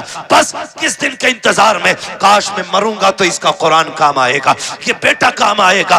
बेटों से भी गुजारिश है, सुनो भाइयों, अगर रब ने तुम्हें कुरान की दौलत दी है, बाप ने मेहनत मजदूरी करके तुम्हें कुरान का कारी बनाया है, तो मेरी बात कान खोल करके सुन लेना। जब दुनिया बाप के जनाजे में जा रही हो, तुम भी जनाजे में जा रहे होगे, लोग आखिरी तख्ता दे करके बड़ी तेजी से मिट्टी डाल के लौट आएंगे। कोई कहता कि गर्मी ज्यादा है, खड़ा नहीं हुआ जाता है, कोई कहेगा सर्दी ज्यादा है, ठंड लग रही है, ये कह के लोग पलट आएंगे। कब्र में तुम्हारा बाप अकेला रह जाएगा। तो तुम्हें खुदा का वास्ता, ए कुरान पढ़ने वालों, तुम्हें उठ के नहीं आना है। जब सारे चले जाएं, तुझे बाप की कब्र पे बैठना है और कहना है अब्बा पूरी जिंदगी तूने कुरान पढ़ाया, खुद मजदूरियां करता रहा, मेरे हिस्से के धक्के तूने खाए हैं, मेरे हिस्से की गालियां तूने सुनी है, कभी चैन से सो ना सका, रात को ओवर टाइम ड्यूटी इसलिए करता रहा ताकि मैं कुरान ठीक से पढ़ सकूं। मैं कुरान का कारी बन गया, फिर भी तुझे जरूरत मजदूरी के अड्डों पे ले जाती रही, तुझे फिर कुरान पढ़ने की मोहलत ना मिली, मुझे मदरसों ने फुर्सत ना दी, तुझे जरूरत बाजार ले गई, तू मजदूरियां करता रहा जो कुरान तूने पढ़ाया था। एक बार बैठ के पूरा कुरान न सुन सका, अपने बाप की कब्र पे बैठना और कहना अब्बा आज तू भी फुर्सत से है, मैं भी फुर्सत से हूँ। जब दुनिया बिरयानी के लिए लड़ रही हो, तुम अपने बाप की कब्र पे बैठ जाना, अलहम्द के अलिफ से लेके वन्नास की सीन तक पूरा कुरान पढ़ के उठना। अब्बा से कहना अब्बा आज मैंने तेरी मेहनत का हक अदा किया है, कसम खा के कहता हूँ इधर कुरान की तिलावत मुकम्मल होगी, उधर कब्र में खुदा की रहमतों का नुज़ूल होना शुरू। नारे तकबीर, नारे रिसालत, बस लगे आला हजरत, उलमाए सुन्नत, ख्वाजा का हिंदुस्तान, मिलत का सुन्नी मुसलमान, हजरत अल्लामा मुफ्ती अब्बास साई किबला जिंदाबाद जिंदाबाद। करेंगे इंशाअल्लाह, पढ़ाएंगे बच्चों को कुरान, वादा करें इंशाअल्लाह। कितना है मैं कुरान, लोग समझते नहीं, लोग समझते नहीं है। मैं अभी 10 मिनट और हैं, कहें तो मैं थोड़ी कड़वी बात और कह दूं। पहले वादा करो इंशाअल्लाह कुरान से प्यार करेंगे, बच्चों को पढ़ाएंगे इंशाअल्लाह। अगर हम पढ़ने और पढ़ाने के लायक नहीं तो पढ़ने वालों की इज्जत करेंगे इंशाअल्लाह, करेंगे इंशाअल्लाह। कुरान कितना अहम है, बस चंद बातें और सुन, 11:15 हो गए। हाँ, तवज्जो करें। उम्र, हर जिंदगी की, हर शख्स की जिंदगी के 3 मरहले, अगर अल्लाह लंबी उम्र दे। सुबह, दोपहर, शाम। सुबह बचपन, दोपहर, बोले बड़े अच्छे लोग हैं माशाअल्लाह। अगर हमारे इलाके के लोग अच्छे नहीं होंगे तो फिर किसके इलाके के लोग अच्छे होंगे? समझ गए? सुबह, सुबह, सुबह, दोपहर, शाम। क्या बात है, ये 3 होते हैं। इतना याद हो गया ना? सुबह बचपन होता है, दोपहर जवानी होती है और शाम बुढ़ापा होता है। सुबह के बाद उम्मीद होती है दोपहर आएगा, दोपहर के बाद उम्मीद होती है शाम आएगी, लेकिन शाम के बाद उजाले का फिर कोई पहर नहीं होता। फिर आगे रात ही रात है, फिर जो सूरज निकलेगा एक नई जिंदगी का आगाज होगा, नया दिन यानी कि नई नस्ल, फिर वो एक नई नस्ल का आगाज होगा। आप जानते हो बचपन इतना खूबसूरत होता है कि कब गुजर गया पता ही नहीं चलता, और लोग आखिरी सांस तक कहते हैं काश बचपन फिर से लौट आता। बचपन इसलिए भी खूबसूरत होता है क्योंकि जिम्मेदार बाप होता है। यही क्लियर है ना? गलत तो नहीं बोला ना मैंने? बचपन इसलिए खूबसूरत होता है क्योंकि सर पे हाथ रखने वाला बाप होता है। इसलिए खूबसूरत होता है कि बचपन हम बाप की मर्जी से जीते। जवानी खूबसूरत होती भी है और ना भी होती है। जवानी उन बच्चों की खूबसूरत होती है जिनकी जवानी भी माँ बाप की मर्जी से गुजरती है। ठीक है जी? जवानी उन बच्चों की अच्छी होती है जिनकी जवानी माँ बाप की मर्जी से गुजरती है। और बुढ़ापा, दुनिया कहती है बुढ़ापा बुढ़ापा। वजह जानते हो? वजह सिर्फ इतनी है कि बचपन में बहुत दोस्त होते, बचपन में बहुत दोस्त होते। मेरे हुजूर फरमाया करते थे मुझे बच्चों के 5 खेल बड़े पसंद है, 5 काम बच्चों के पसंद है। इंशाअल्लाह कभी वक्त होगा ना और जिंदगी फिर लेके आएगी ना तो इन 5 कामों पे बच्चे की गुफ्तगू फिर होगी, क्योंकि बात बड़ी लंबी है वो भी। बस जो मैं कहना चाह रहा हूँ ना चाचा फिर वो रह जाएगा अधूरा मसला, है ना? बस मेरी बात पूरी हो जाए अल्लाह करे इस बीच में। तो बचपन में ना बहुत सारे यार मिल जाते हैं, हमजोली बच्चे इतने इतने आजाद होते हैं। अम्मी कहती है ला बेटे जल्दी जा, चाय खोल गई है पत्ती नहीं है जल्दी लेके आ। गया सुबह चाय पत्ती लेने, दोपहर के टाइम लौट रहे। हाँ? ये बचपन है और इसी को बचपन कहते हैं। ये आजाद जिंदगी है, पके ना पके चाय हम तो तमाशा देखेंगे। बच्चे गए, कोई आ गया डुगडुगी वाला, वहीं लग गए। अब अम्मा परेशान है, चाय दोपहर तक पकती रही।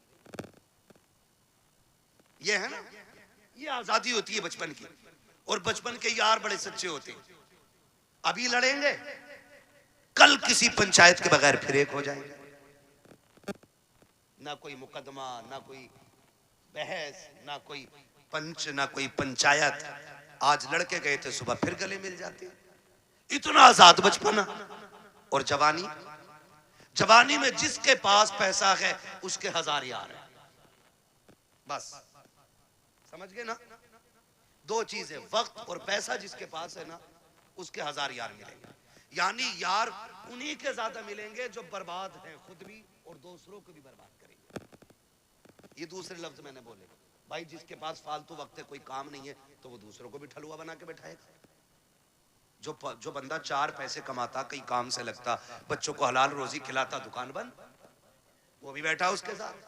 वो बातें चौक में बैठेंगे, करे किसकी बन रही है अब के, उसकी इतनी सीटें निकल रही हैं, नहीं अब के उसकी बनवा रहे हैं हम। जिससे अपना घर नहीं चलता वो मुल्क चलाने की बात करता है। सही कह रहा हूं? ये फालतू की बातें नहीं है तो और क्या।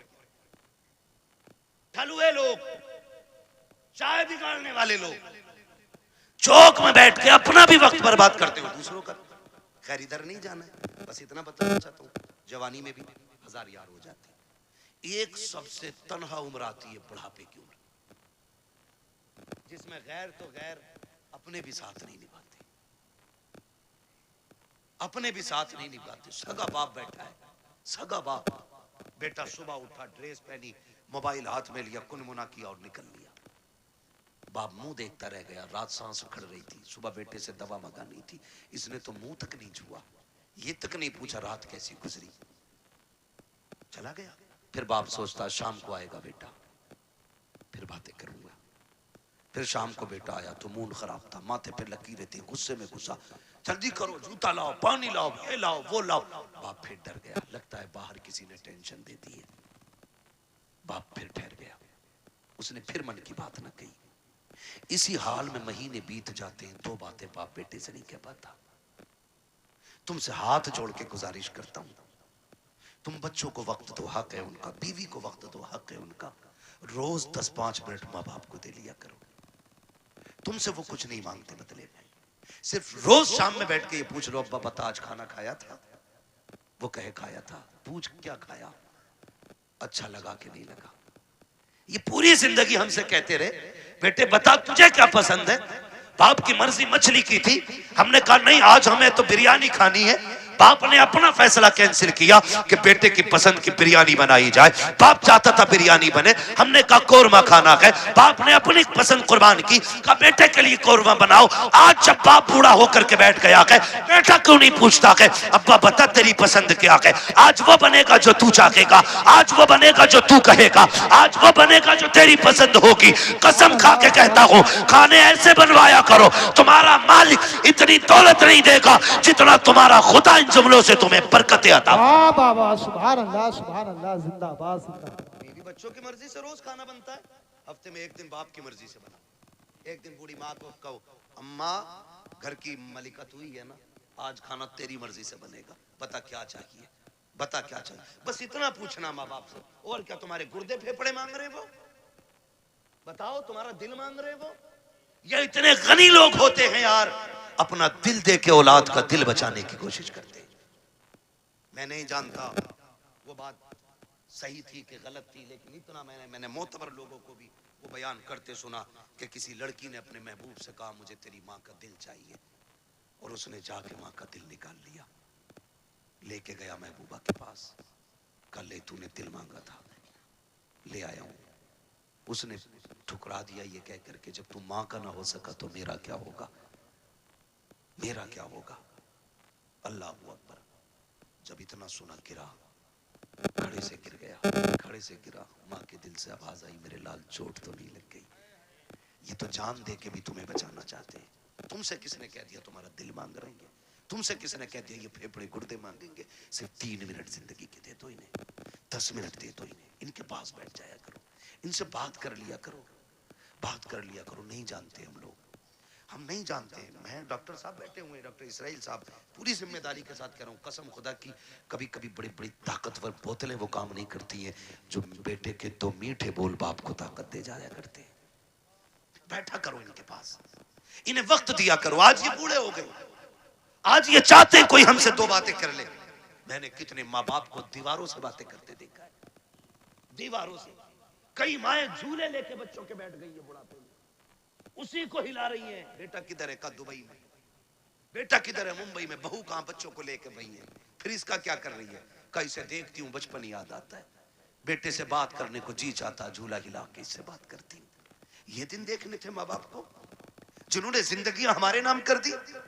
आज उनके लिए हमारे पास 5 मिनट का वक्त नहीं है। क्या करोगे ऐसी दौलत का यार? अगर माँ बाप को खो के दौलत मिल भी गई तो कौड़ियों की नहीं है दौलत। इसलिए दौलत तो कभी भी हासिल की जा सकती है, माँ बाप दोबारा नहीं मिल सकते। आज हैं तो कदर कर लो, कल नहीं होंगे तो रोओगे, फिर मांगोगे, चीखोगे, कब्रिस्तान जाओगे, मिट्टी के सिवा तुम्हें कुछ नजर नहीं आएगा। वहां वही मिट्टी जिसे तुम डाल के आए थे, वहां कुछ नहीं मिलेगा तुम्हें। आज है, इज्जत करो इनकी, ना वक्त दिया करो। झूलों से माएं बातें करती है बेटों की। ये दिन दे दी औलाद ने। बीवी के पल्लू में ऐसा खुशबू में डूब गया जाकर के कि मां की आहें याद नहीं रही। वो बूढ़ा बाप तो रातों रात जाग के हमें सुलाता था, आज उसके लिए हमारे पास 5 मिनट नहीं। वो पानी मांगता है, पानी देने तैयार नहीं। कई अमीर कहते जी मैंने तो नौकर लगा दिया। नौकर उतनी खिदमत कर लेगा जितनी तू कर लेगा। ओ भाई, नौकर के मुंह धुलाने में और बेटे के मुंह धुलाने में जमीन और आसमान का फर्क होता है। तुमने कहावत नहीं सुनी? अपना मारे छांव में डाले, पराया मारे धूप में डाले। अपने तो जख्म भी फूंक फूंक के साफ करते, और परायों पे क्या फर्क पड़ता है? वो तेजाब छिड़के या नमक। कभी ये ना करना, माँ बाप की खिदमत के लिए कभी नौकर ना रखना। अगर कुछ चाहता है ना तो उनकी खिदमत में खुद नौकर बन के रुक जाना, खुद नौकर बन के लग जाओ। इसलिए कि इनकी नौकरी तुम्हें दुनिया में भी आला मकाम देगी और आखिरत में भी आला मकाम देगी। इसलिए कि ये माँ बाप की नौकरी है, माँ बाप की नौकरी है। ऑफिस के आगे हाथ बांध के इसलिए खड़े रहते हो, मालिक के आगे इसलिए ऊंची आवाज में नहीं बोलते हो कि बोनस कट जाएगा। मालिक की पहली घंटी पे इसलिए दौड़ आते हो कि ड्यूटी छूट जाएगी। माँ बाप की पहली आवाज पे क्यों नहीं आते हो? इनकी आवाज पे पहले दौड़ के आ जाया करो, वरना जन्नत हाथ से चली जाएगी, जन्नत चली जाएगी। अगर वो 2 टुकड़े देता है ना तो ये जन्नत के मालिक बने बैठे। जन्नत लेनी है तो इनके इशारों पे कूदना पड़ेगा, इनके इशारों पे बोलना पड़ेगा। आज बूढ़े माँ बाप के लिए वक्त नहीं, इन्हें वक्त दिया करो। बड़ी कीमती दौलत है ये अल्लाह की। ये बिस्तर पे भी पड़े ना तो बड़े काम के। कह रहा दुआ कर दो मिट्टी प्यारी अल्लाह को हो जाए अब्बा की। कहा क्यों? अब तो कब बिस्तर पे ही पेशाब पखाना कर रहे हैं। मैंने कहा ये तेरी खुशनसीबी है कि बाप की खिदमत का मौका मिला है। तू नहीं जानता है, इनकी गंदगियां तू उठाएगा, अल्लाह तुझको बुलंदियों के ताज अता फरमाता चला जाएगा। नहीं समझते लोग इन चीजों को, नहीं समझते।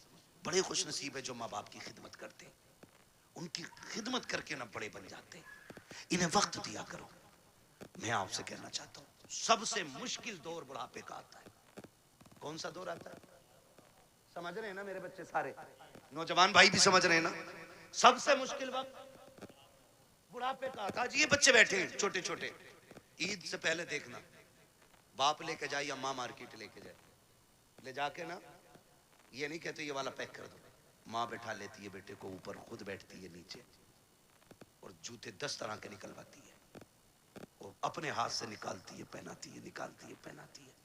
बार बार कहती नहीं नहीं मेरे बेटे के पैर में अच्छा नहीं लग रहा है, मेरे बेटे के पैर में अच्छा नहीं लग रहा है। मैं बेटों से पूछना चाहता हूँ, जब हम इतने बड़े थे वो अपने हाथ से हमें जूते पहनाते थे। आज एक बार हम उन्हें दुकान में लेके गए, अब्बा बैठो तुम्हारे पैर में जूते डाल के मैं देखूंगा। अम्मा बैठ आज मैं देखूं तेरे पैर में कौन सा जूता अच्छा लगेगा। कभी लेके गए माँ बाप को? और लेके जाया करो। ईद का टाइम आए ना माँ बाप को लेके जाओ, कहना आज तक तुमने हमारी पसंद का पहनाया गया, अब हम तुम्हें तुम्हारी पसंद का पहनाने के लिए आए। लेके जाया करो। हम इन्हें वक्त नहीं दे पाते, वक्त ही नहीं है। सबसे मुश्किल वक्त बुढ़ापे का आता है। अब सुने जिन पे बुढ़ापा आना है, ये आ गया। जब दुनिया छोड़ जाएगी ना और कोई मुंह नहीं लगाएगा, कोई बात करने वाला भी नहीं होगा, कोई ये पूछने वाला नहीं होगा तेरे मुंह में दांत कितने, फिर पलटोगे मस्जिद की तरफ, फिर लौटोगे मस्जिद की तरफ। अल्लाह कहेगा सुन तुझे कोई मुंह नहीं लगा रहा ना, आ मेरे घर जा। तुझसे कोई बात नहीं करता ना, मैं करूंगा तुझसे बात।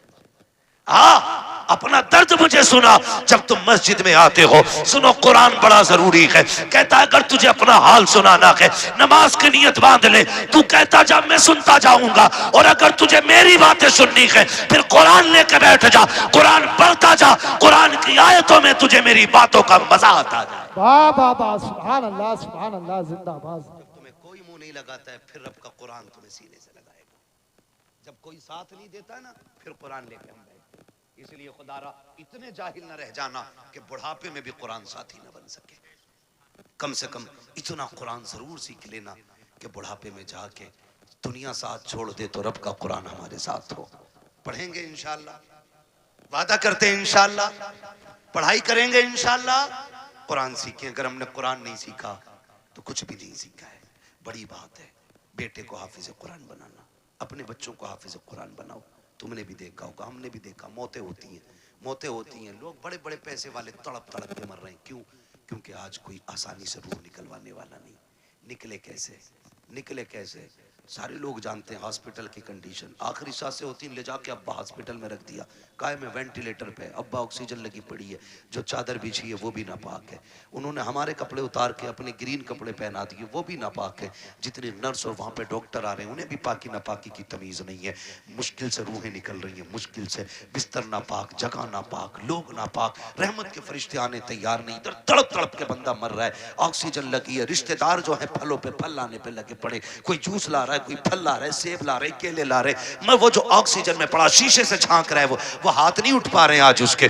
आज अल्लाह की पकड़ में आ गया है वो, अब तक अकड़ में रहता था। हमने कहा था हमसे चंदा ना मांगना, ये तमाशे कर रखे हैं, ये तुमने मदरसों के नाम पे ठगी का जाल फैला रखा है, मौलवी होते ही हराम खाने वाले हैं। आज एक एक जुमले का बदला लिया जा रहा है, बड़ा तड़प रहा है, रूह निकलने का नाम नहीं ले रही है। सारे रिश्तेदार कोई फल कोई जूस लेकर के आ रहा है, इसकी आंखों से आंसू बह रहे हैं। आखिर ये रो क्यों रहा है? सारी फैसिलिटी मौजूद है, सांस भी मशीनों के जरिए आ रही है, रिश्तेदार भी सामने है, वो कहता मैं इसलिए रो रहा हूँ, इसलिए रो रहा हूँ, ये जो जूस लेके आ रहे हैं आज मुझे इसकी जरूरत नहीं है, ये जो फल लेके आ रहे हैं ये तो बंद कर दिया गया है। चाहता क्या है? वो ऑक्सीजन पे सामने वेंटिलेटर पे लेटा बंदा कहता है अगर ला सकते हो तो यासीन का पढ़ा हुआ पानी ला दो, सूरह रहमान की तिलावत का पानी ला दो। करेगा क्या? काम में जीना नहीं चाहता, अब कुरान की तिलावत के सदक़े में इज्जत से मरना चाहता।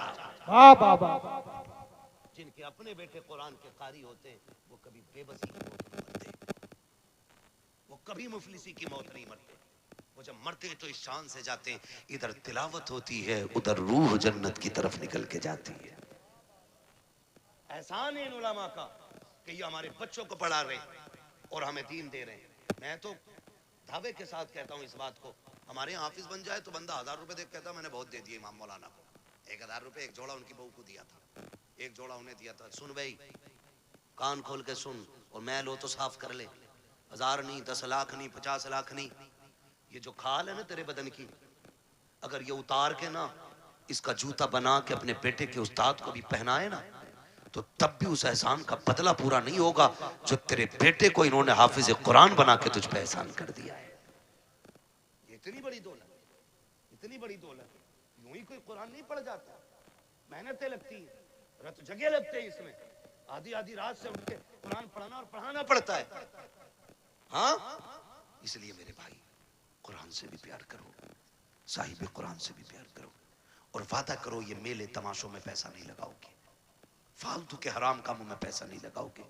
अल्लाह तौफीक देगा तो इस पैसे को मुट्ठी बंद करके कुरान पढ़ने वालों पे लगाया जाएगा। लगाएंगे इंशाअल्लाह। नौजवानों से मेरी गुजारिश है, अक्सर कमाने वाले जाने वाले लोग हादसे रोडों पे हो रहे हैं, चलते फिरते मौतें हो रही हैं, माफ कीजिएगा, चलते फिरते मौतें हो रही हैं, पता नहीं चलता कब किसकी मौत की खबर आ जाए। घर से नए कपड़े सूट बूट पहन के निकला, थोड़ी देर में खबर आती है कि उसका भेजा फट गया, खत्म हो गया। नए कपड़े पहन के गया तो सफेद कपड़े में लिपट के सिल के आ रहा है, क्या हो रहा है? ये सब मौत है, मौत, मौत है, मौत, मौत आ रही है कदम कदम पे। कोई गया एक्सीडेंट हुआ, टांग टूट गई, किसी का हाथ टूट गया, कोई फट गया, पता ही नहीं चलता कब कहाँ क्या हो जाए। खुदा आपसे गुजारिश है अपने पीछे कुछ लोगों की दुआएं शामिल रखा करो, दुआएं शामिल रखा करो। ये बात मैं अक्सर बताता हूँ और मैंने जब से सुनी है ना ये बात मुझे आज तक ऐसे याद है जैसे अभी मुझसे कोई कह रहा है। एक नौजवान ने मुझे फ़ोन किया, उसने कहा था हज़रत जी बड़ा रब का करम हो गया, रात गाड़ी चलाते चलाते ना मेरी आंख लग गई, कह रहा 2 किलोमीटर तक गाड़ी ऐसे ही चल गई, और शुक्र देखो गाड़ी पलटी नहीं। मैंने कहा करम रब का। कहने लगा तजर्बा भी बहुत है मुझे, मैं नींद में मेरे हाथ सीधे रहे। मैंने कहा नादान हूँ। मैंने कहा कोई नेकी करता है? कहा हाँ। मैंने कहा कौन सा नेक काम करता? कहा जब चक्कर से वापस आता हूँ ना तो मदरसे के बच्चों को जाके ना 1% अपनी कमाई का जाके देता हूँ, मदरसे में दे के आता हूँ। मैंने कहा सीधी बात सुन ले, न तेरे हाथों ने बचाया न तजर्बे ने बचाया, तू सो गया था, कुरान वालों की दुआएं तुझे बचा के ले गई थी। अल्लाह सुभान अल्लाह।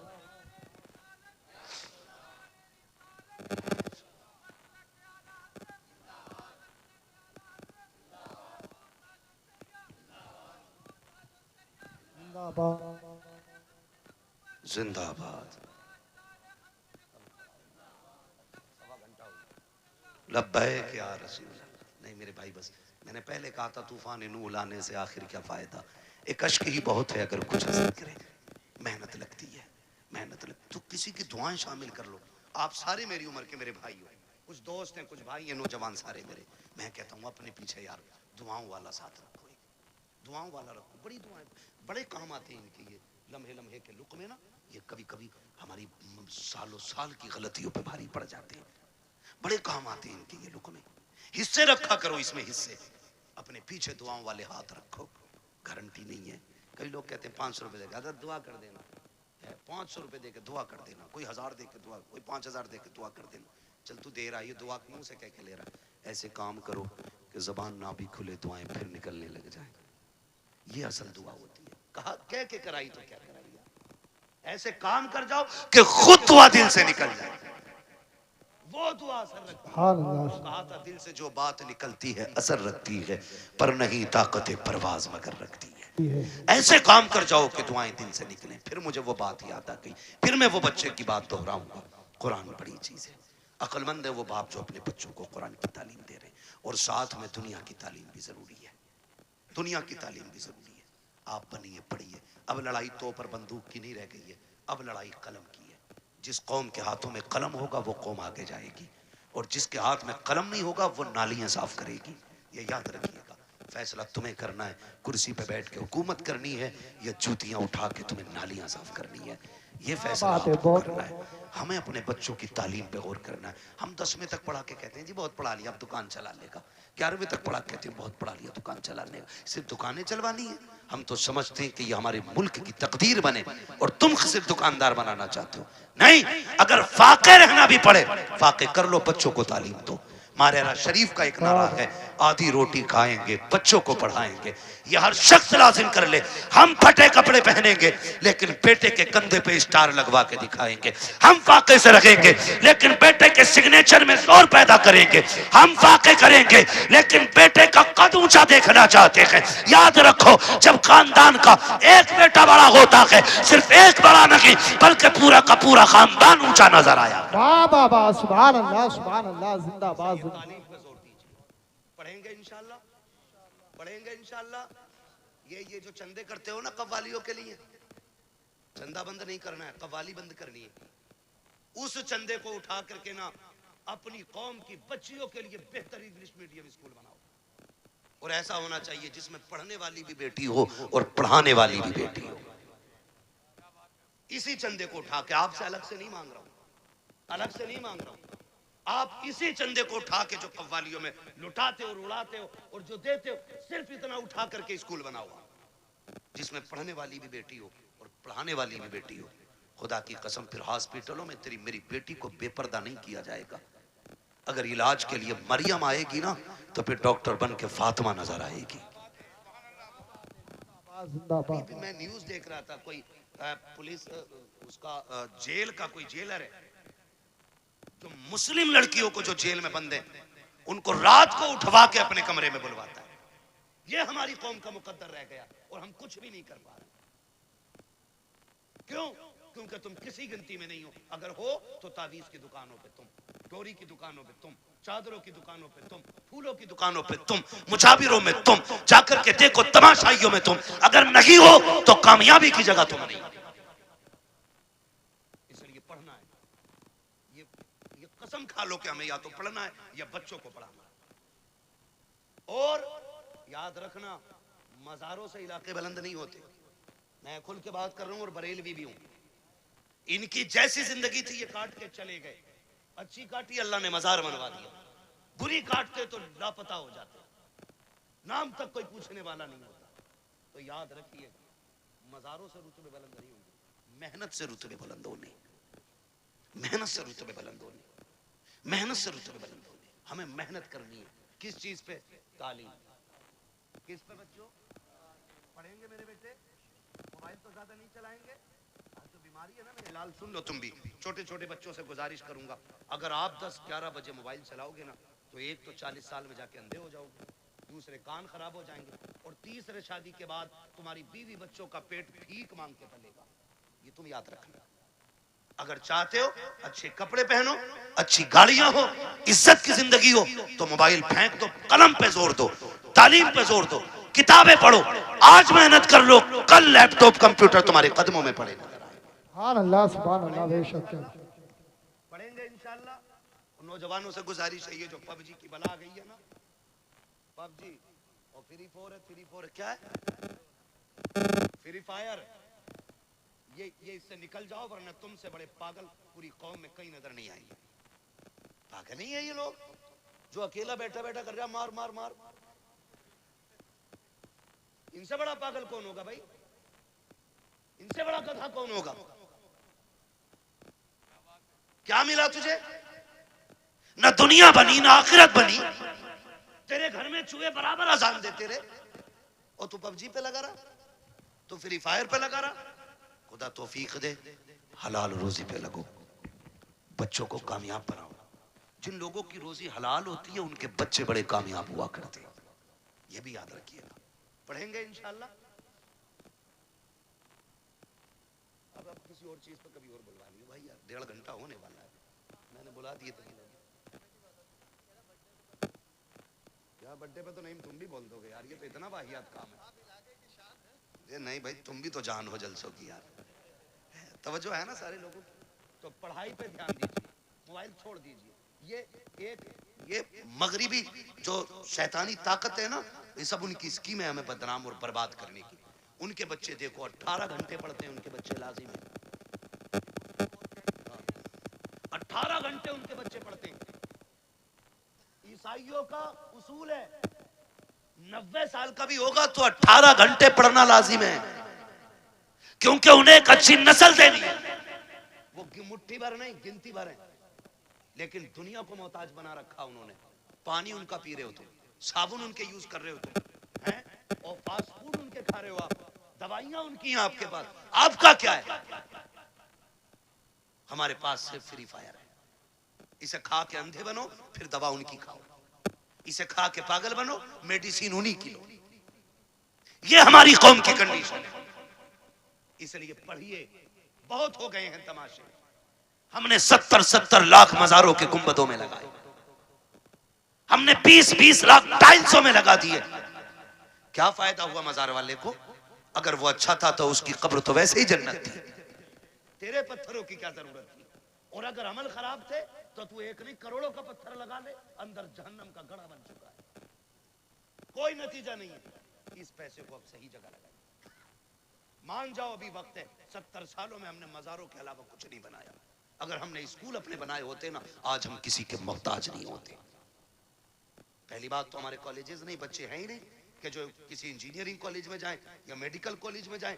अगर कोई बच्चा इल्ला माशाल्लाह तैयार हो भी जाता है तो हम इतने बड़े मोहताज हैं, अपने बच्चे की फीस भी देते और डोनेशन के नाम पे 50-50 लाख रुपए उन्हें रिश्वत दी जाती है, तब कहीं तेरे मेरे बेटे को बैठने की कुर्सी मिलती है।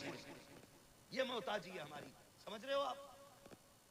और फिर भी मुझे चढ़ गया चिश्ती रंग, सारे गुंडे वहां मिलेंगे जिन्हें कौम से मतलब नहीं, तबाही से मतलब नहीं, सारे इकट्ठे मिलेंगे। निकलो इन तमाशों से, कोई नतीजा इनसे नहीं है। काश जितनी रात बैठ के तुमने चढ़ते चिश्ती रंग किया ना, उतनी देर बैठ के कुरान पढ़ लिया होता और फिर लास्ट में झोली फैला के रब से करम मांगा होता। वो इतना करीम है, तेरी एक रात के बदले में तेरे 70 साल के गुनाहों को एक लम्हे में माफ कर देता। वाह वाह वाह, सुभान अल्लाह। जो मांगना था मांग गई नहीं, जवानी का जोश है, चलो भाई कबड्डी देखेंगे, चलो भाई ये देखेंगे। अल्लाह तौफीक दे तो कुरान की क़िराअत के मुकाबले कराओ आप। कौन अच्छा कुरान पढ़ता है उसे दो इनाम, जब ये महफिल आबाद करोगे, हर शख्स चाहेगा मेरा बेटा भी कुरान का कारी होना चाहिए। लेकिन हम अपने बच्चों में बैठ के कहते हैं अरे हाफिज जी को क्या ना रात वाली सब्जी दे दे, तो वो बच्चा सुन रहा है हाफिज जी को रात वाली मिल रही है, वो क्यों पढ़ेगा जी कुरान? इन्हें तो सड़ी भूसी खिलाई जाती है।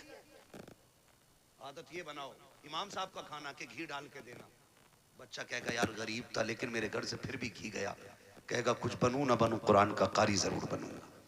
अपने बच्चों में तालीम का शौक पैदा करें। ये तालीम का शौक होगा कहां से पैदा?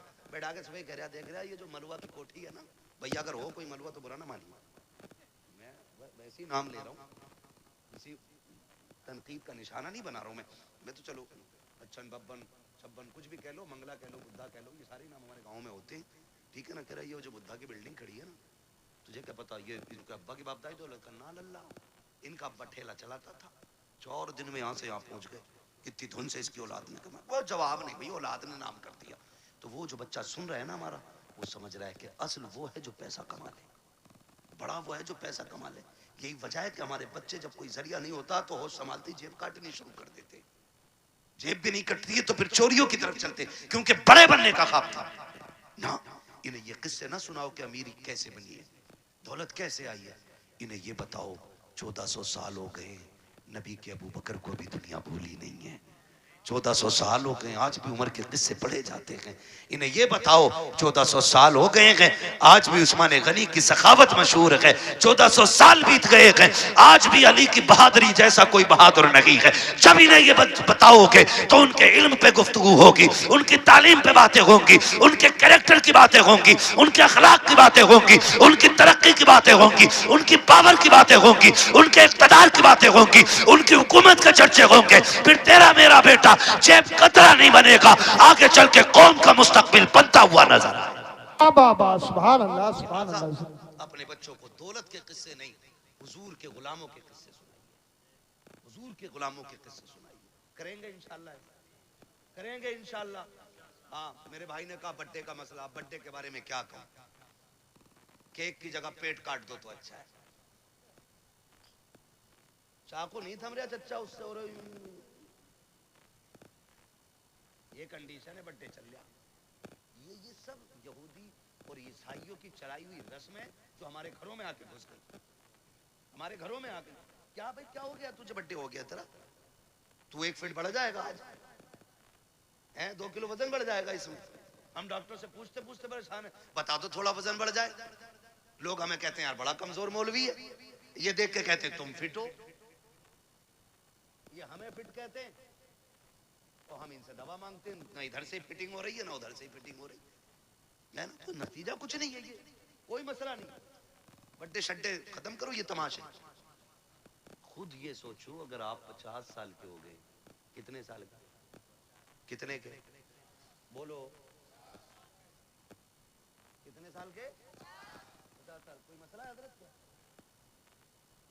होने की बातें भी खत्म नहीं हुई है जब से आके बैठे।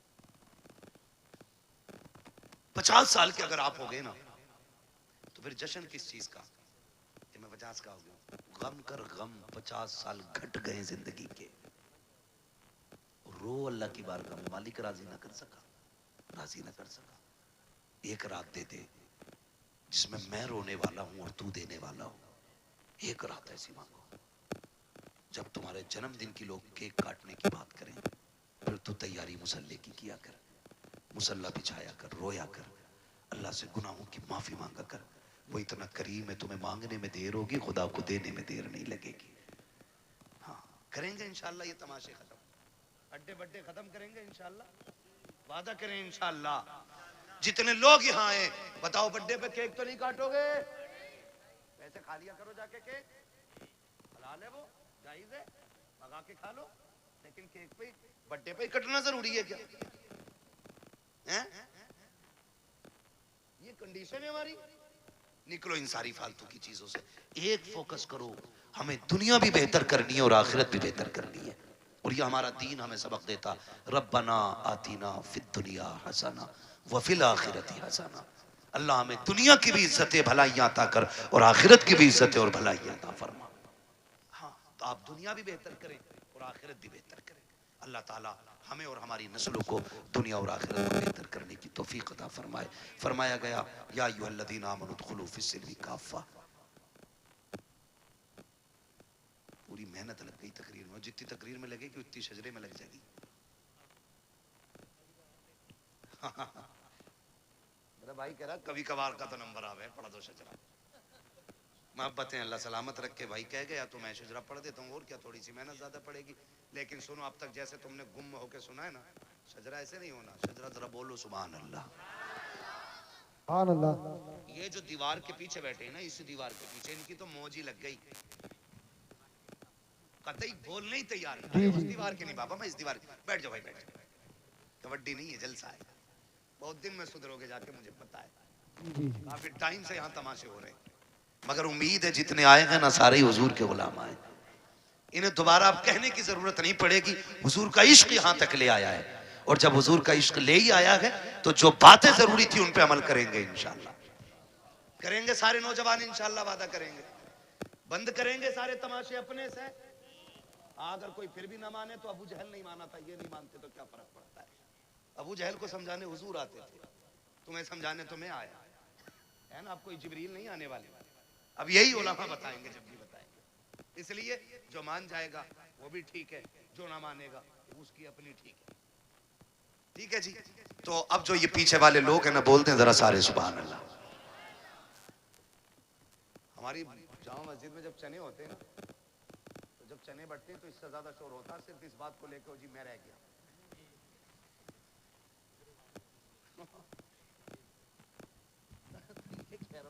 खाली इस मसले पे इतना शोर हो जाओ जी मैं रह गया। तो आपसे मैं सुभान अल्लाह कहने कह रहा हूँ भाई, चने नहीं बट रहे। इतनी जोर से सुभान अल्लाह कहो कि आवाज यहां से मदीने तक चली जाए। अरे माशाल्लाह, ऐसा लग रहा महफिल शुरू हो रही है। दिल कर रहा दोबारा शुरू हो जाऊं, लेकिन घूर के मध्य को दोबारा नहीं होऊंगा शुरू में। मेरा भी वक्त बड़ा कीमती है ना। ठीक है ना। तो बोल दें जरा सुभान अल्लाह। इतनी आवाज है तुम में? सुभान अल्लाह। अच्छा, एक बार अपनी मर्जी से आवाज निकाल के दिखाओ जरा, बोलो या रसूल अल्लाह। इतनी है ना। अभी और तेज होगी, बताऊं कैसे। मैं दुआ करता हूं और ये मिंबर वाले मेरे साथ आमीन कहेंगे। या अल्लाह, जो सबसे ज्यादा जोर से तेरे महबूब को पुकारे उसे आज की रात के सदके हुजूर का मदीना दिखा दे। आमीन। जो सबसे ज्यादा जोर, जो इससे भी ज्यादा जोर से तेरे महबूब को पुकारे उसे इसी साल रमजान में मदीने का उम्रा नसीब फरमा। आमीन। एक आखिरी दुआ रह गई और आखिरी जोर रह गया। आपको सुभान अल्लाह कहना, आमीन ये कहेंगे। या अल्लाह, जो सबसे ज्यादा जोर से तेरी तस्बीह बयान करे वो माँ बाप के साथ मदीने की हाजिरी नसीब पाए। ये है आवाज असली। ठीक है ना। अब उम्मीद है जितनी मैंने पूरी मेहनत की उतनी तुमने 3 बार में कर डाली। हो गई ना। अब मैं हुजूर का शजरा पढ़ता हूँ, ऑपरेटर साहब थोड़ा सही से आवाज दे दें, वरना जैसी भी है ठीक है ठीक है। जी जी। मैं हाथ का इशारा करूं तो समझ लेना मौलवी सांस लेना चाह रहा है। उस बीच में आपको सांस नहीं लेनी है, आपको सुभान अल्लाह कहना। ठीक है, आप सुभान अल्लाह कहेंगे, उसकी आड़ में मैं सांस ले लूंगा। बात सच्ची अच्छी रहती है, धोखे में रखते कोई मसला नहीं। ठीक है, आप जब सुभान अल्लाह कहेंगे मैं सांस ले लूंगा, अल्लाह राजी होगा, नेकी दे देगा। ठीक है जी। और जब आपको मिलेगी तो वो इतना करीम है, हम जैसे गुनाहगारों को भी कुछ ना कुछ मिल जाएगा। ठीक है ना। कैसे बोलेंगे जरा बोल के दिखाएं सुभान अल्लाह। आदम के बेटे शीश, शीश के बेटे यानस, यानस के बेटे कैनान। सुभान अल्लाह। करियो। अगर तुम कहना भूल गए तो मैं शजरा भूल जाऊंगा। नमाज जनाजा नहीं है कि तकबीरें पूरी करके हटूंगा। अब तो बंद गई नीयत, अब ओले पड़े या बारिश, ऐसा नहीं होना है। अगर चुप गए मैं भी हट जाऊंगा। ठीक है ना। बस हाथ का इशारा होता रहे, बस खाली आप बोलते रहिएगा। भाइयों की फरमाइश है, बस इसलिए पढ़ते रहूं, वरना सुई 1.5 के पार जा गई ये मेरी तकरीर की। ठीक है ना। अब जरा बोल दें सारे सुभान अल्लाह। सुभान अल्लाह। वो भाई की तरह जो कह के गए, फरमाइश करके गए। जी अब जी। आवाज तुम्हारी भी आनी चाहिए। हाँ माशाल्लाह, बड़ी तेज आवाज है। पीछे हमारे चचा लोग बैठे हैं, अगर इनकी आवाज ज्यादा तेज ना, इनसे बुलवाओ भी मत, कभी कभी बुढ़ापे में ज्यादा जोर लगाते हार्ट अटैक हो जाता है ना। तो खाली जवान लोग मेहनत कर लें, जी जी जी लोगों का मतलब कोई जरूरी नहीं, ठीक है। और लेकिन यहाँ मर भी गए ना तब भी मौत अच्छी होगी। ये तो जी मौत जी है। मैं जलसे में सोने वालों को नहीं उठाने देता हूँ। मैं कभी लोगों से ये नहीं कहता हूँ जलसे में कि ये सो रहा है इसे उठाओ। जी मैं जी। जानता हूँ अगर जलसे में आंख लगे और ख्वाब आए ना तो फिर ख्वाब में हुजूर आया करते हैं। वाह वाह वाह, जिंदाबाद जिंदाबाद। मुबारक महफिलें होती हैं इसमें, अगर ख्वाब आए तो ख्वाब में हुजूर ही आते हैं। जी जी हाँ, जी बेशक। इसलिए मैं उठाने भी नहीं कहता हूँ किसी को। और कोई दुनिया से ही उठ जाए तो उससे तो अच्छी मौत किसी की नहीं है। जी जी जी पूछा जाएगा आखिरी काम क्या था, का हुजूर की महफिल में बैठा था। का फिर तो सारे गुनाह माफ करा के आया है, ठीक है ना। तो ठीक है, जो जवान लोग हैं वो उम्मीद है मेरा साथ देंगे। बुजुर्ग लोग खाली दुआओं से नवाजेंगे। जिन्हें हार्ट अटैक का डर हो वो जोर से ना बोलें, और जिन्हें ना हो वो बोल दें जरा सुभान अल्लाह।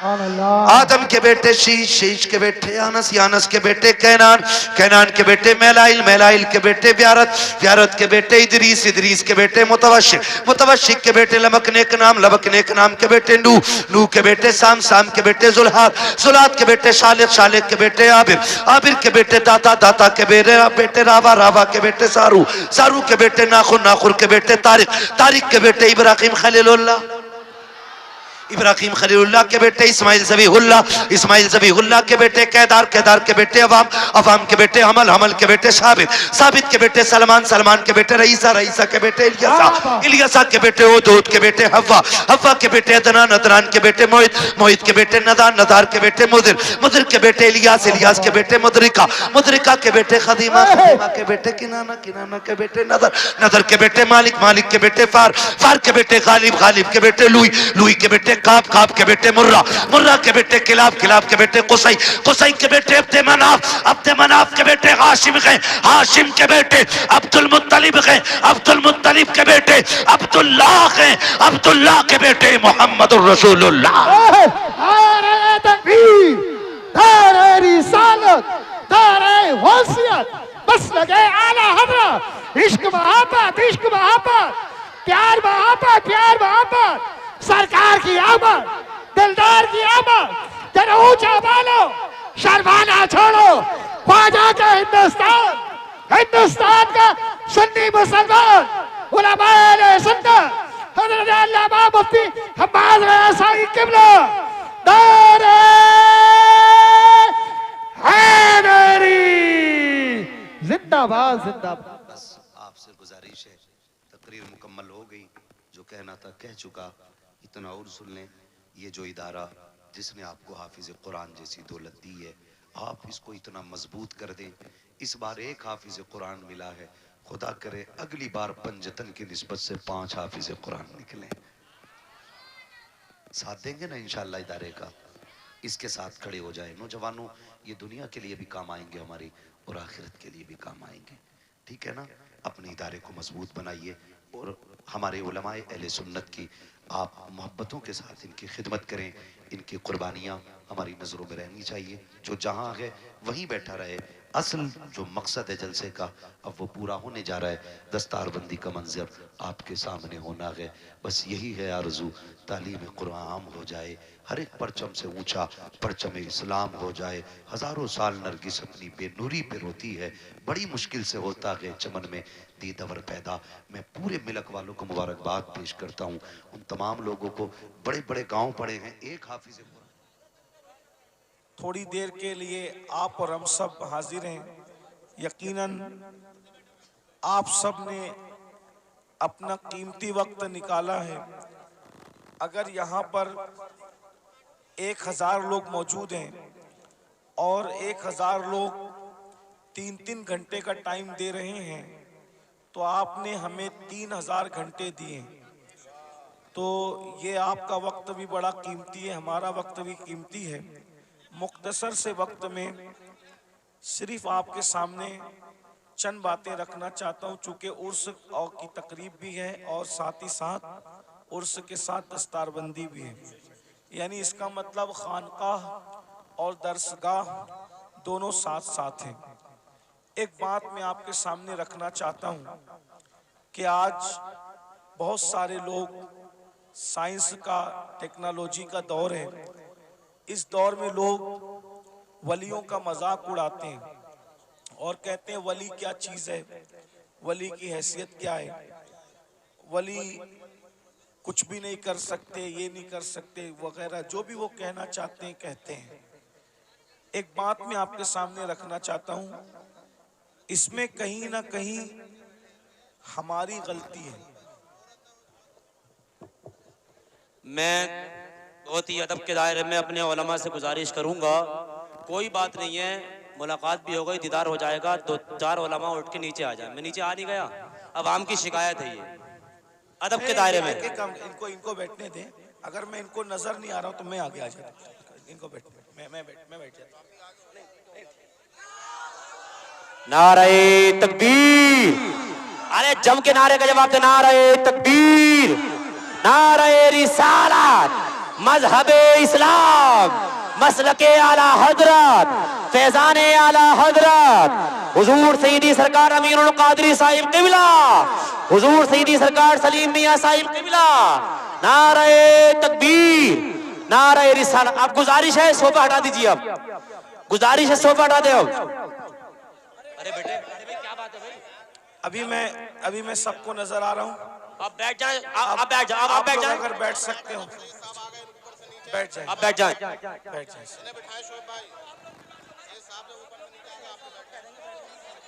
देखो बड़ी बात यह है कि हुजूर सईदी सरकार अमीनुल कादरी साहिब क़िबला आपकी मोहब्बत में सोफा छोड़ के नीचे आए हैं, अब आपको बैठ जाना चाहिए। बड़ी बुरी बात है, आपको बैठ जाना चाहिए।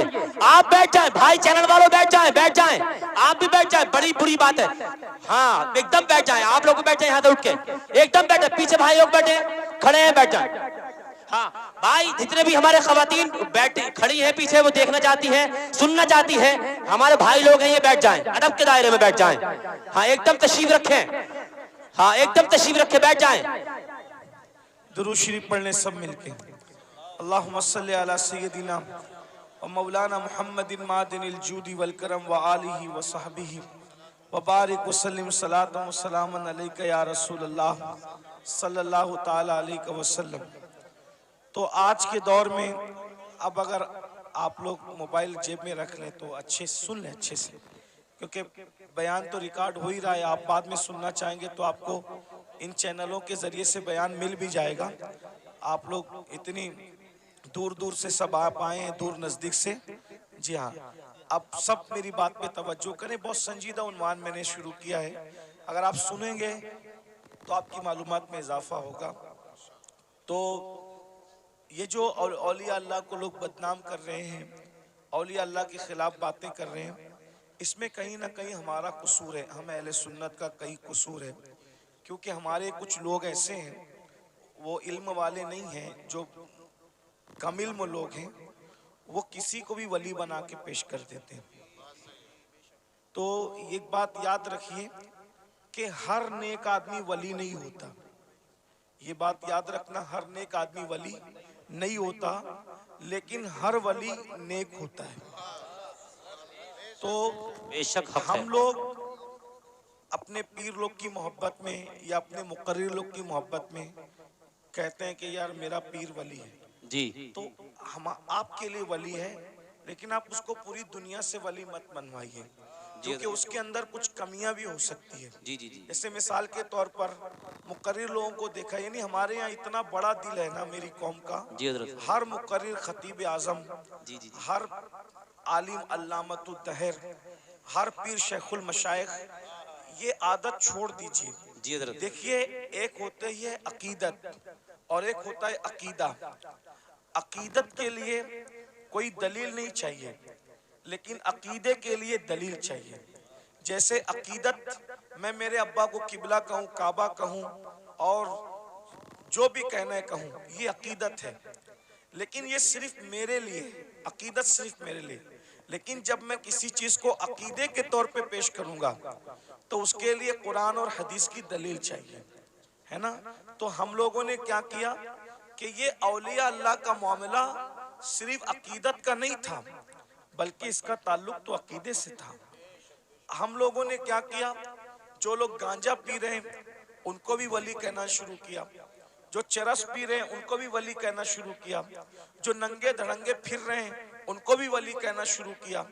और कुछ लोगों ने मफाद परस्ती की बुनियाद पर कि चंदा खूब आएगा तो उर्स, सबका उर्स, जो पीर मर रहा है उसका उर्स हो रहा है और उसके बारे में कुछ बका जा रहा है, सबके गुंबद बन रहे हैं।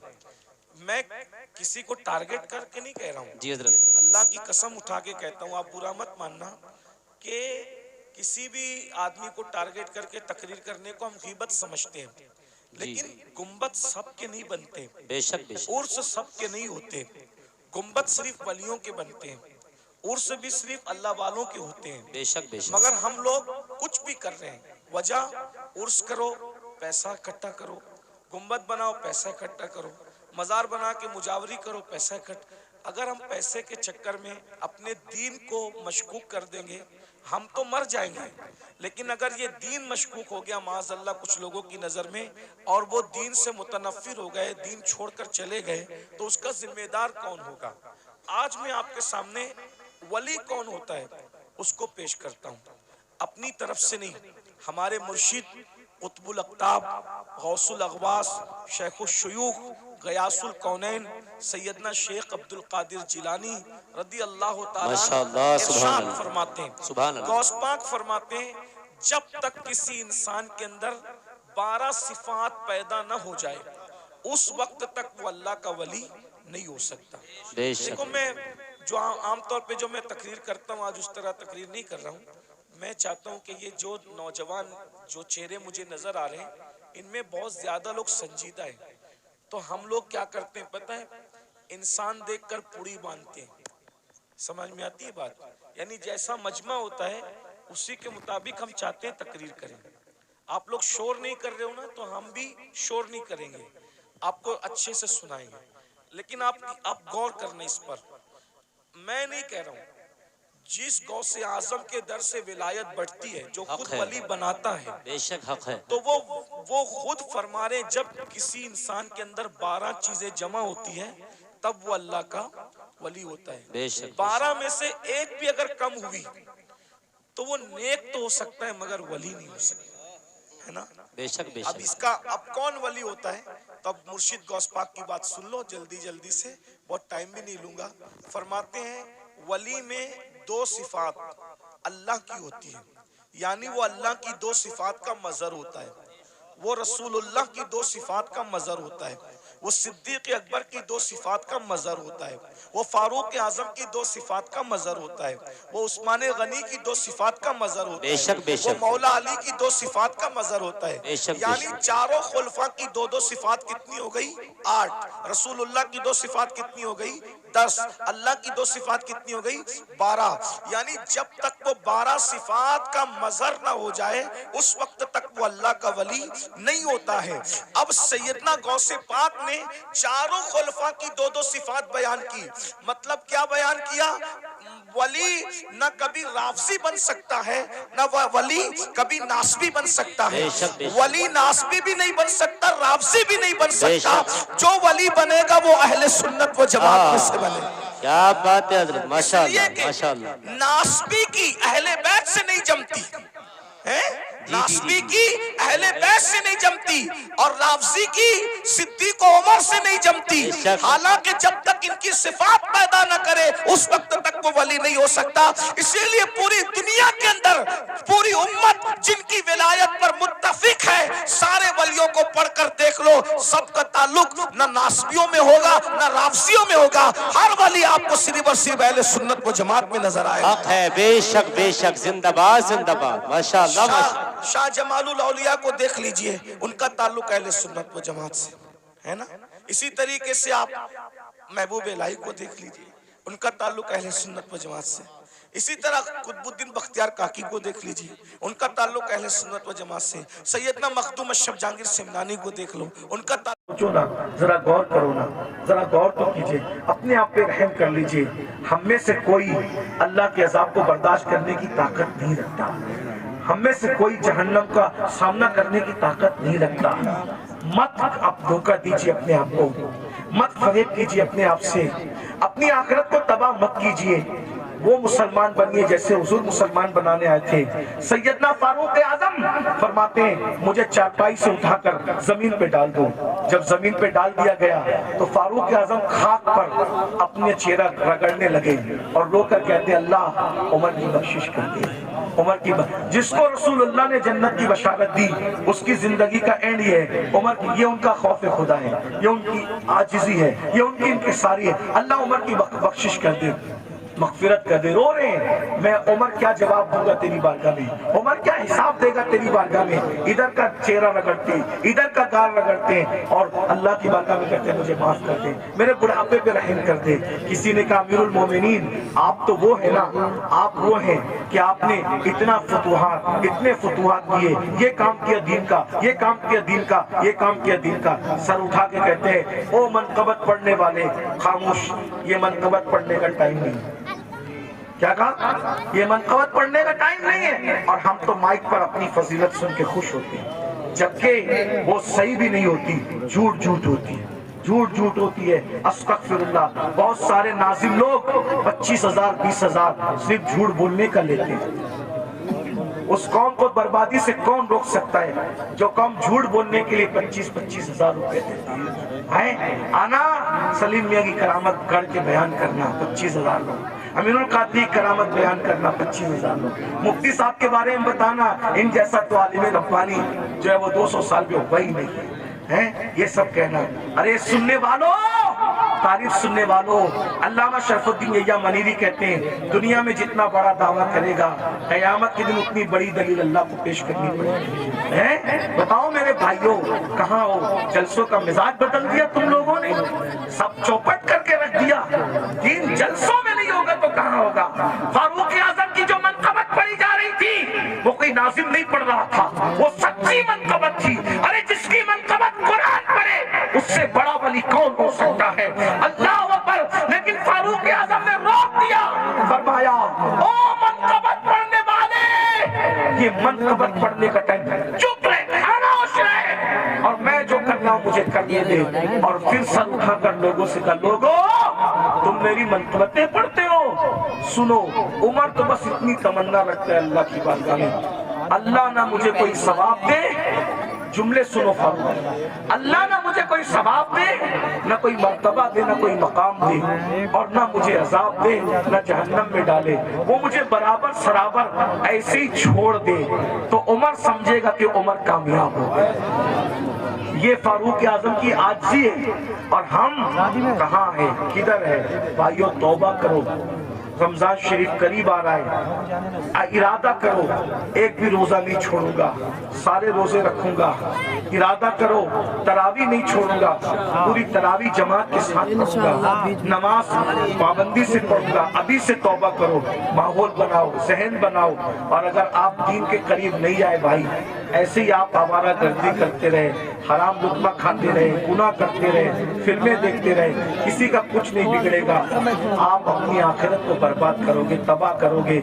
जब अल्लाह नबी की बीवी को उठा के जहन्नम में डाल सकते हैं नूह अलैहिस्सलाम की बीवी की शक्ल में, अगर वो हमें जहन्नम में डालेगा कौन बचाएगा, कौन रोकेगा? बताइए ना। नूह अलैहिस्सलाम अपनी बीवी को बचाएंगे? बोलो नहीं बचाएंगे, बीवी को नहीं बचाएंगे। क्यों?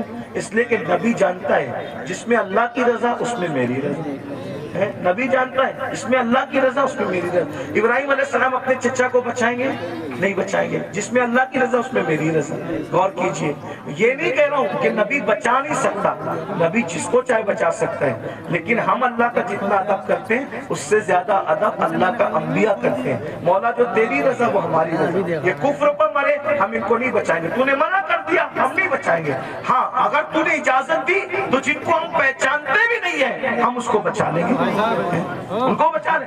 नबी साहिब इख्तियार होता है, मजबूर नहीं होता। लेकिन नबी की अल्लाह से मोहब्बत और अल्लाह की बारगाह का अदब ये है कि कोई नबी अल्लाह का कहना नहीं तोड़े। एक आखिरी बात आई, मैं वो बात कहने चला था फिर बीच में बात आ गई। हम अल्लाह को क्या चला, लोग जिना कर रहे हैं, ये नौजवान छोकरे आज के 16-16, 17-17 साल की उम्र में जिना करते हैं, लड़के लड़कों के साथ बदकारियां करते हैं, क्या क्या जुर्म करते हैं, बुराइयां करते हैं। अल्लाह को क्या जवाब दो? अल्लाह के सामने बोल पाओगे कि हम जिना करके आए? बोलो अल्लाह के सामने बोल के आओगे हम औरतों के पाप की नजर डाल के? अल्लाह के सामने बोल पाओगे कि हम बदकारी करके? बताओ, कुछ बोल पाओगे? नहीं। भाई हम जब अपने पीर के सामने नहीं बोल सकते तो अल्लाह के सामने क्या जवाब दें? मेरे इमाम कहते हैं, करीम अपने करम का सदका, लई में बेकद्र को न शर्मा, तू और रजा से हिसाब लेना, रजा भी कोई हिसाब। और कहते हैं सदका प्यारे की हया का, न ले मुझसे हिसाब, बख्श बे पूछे लजाए को लजाना क्या है। बहुत कठिन मंजिल है। हदीस पाक में आता है, अल्लामा इब्न कसीर ने इस हदीस को लिखा है कि अल्लाह ईसा अलैहिस्सलाम को अपनी अदालत में खड़ा करेगा। किसको? किसको? पहचानते हो ईसा अलैहिस्सलाम को? हमारे नबी से पहले जो नबी आए वो कौन थे? ईसा अलैहिस्सलाम। और ईसा अलैहिस्सलाम कौन है आपको पता है? ये कंवारी मरियम, जिसको किसी मर्द ने हाथ भी नहीं लगाया, अल्लाह ने बिन बाप का कंवारी बतुल मरियम से ईसा अलैहिस्सलाम को पैदा किया। सुभान अल्लाह। अल्लाह ने इनको झूले में बोलने की ताकत दी। ये कलेमतुल्लाह है, रूहुल्लाह है। इनको जब सूली देने की साजिश की गई तो अल्लाह ने इनको आसमानों को उठा लिया। अब ध्यान देना, जब ये आसमानों को उठा लिए गए तो इनके मानने वालों ने इनको कहा कि ईसा खुदा का बेटा था और मरियम खुदा की बीवी थी। माज़अल्लाह, अल्लाह का कोई बेटा नहीं है, अल्लाह की कोई बीवी। लेकिन उनके मानने वालों ने ये गंदगी फैला दी। तो अल्लाह उन मानने वालों ने जो गंदगी फैलाई ना, उस गंदगी के खात्मे के लिए, यानी अल्लाह हजरत ईसा से हिसाब लेने के लिए नहीं, तवज्जो, अल्लाह जानता है कि ईसा पाक है, मासूम है, उन्होंने कोई कसूर नहीं किया, लेकिन मैदान महशर में ईसाइयों को, क्रिश्चियन को रुस्वा करने के लिए, ईसाइयों को रुस्वा करने के लिए अल्लाह हजरत ईसा को अपनी अदालत में खड़ा करेगा।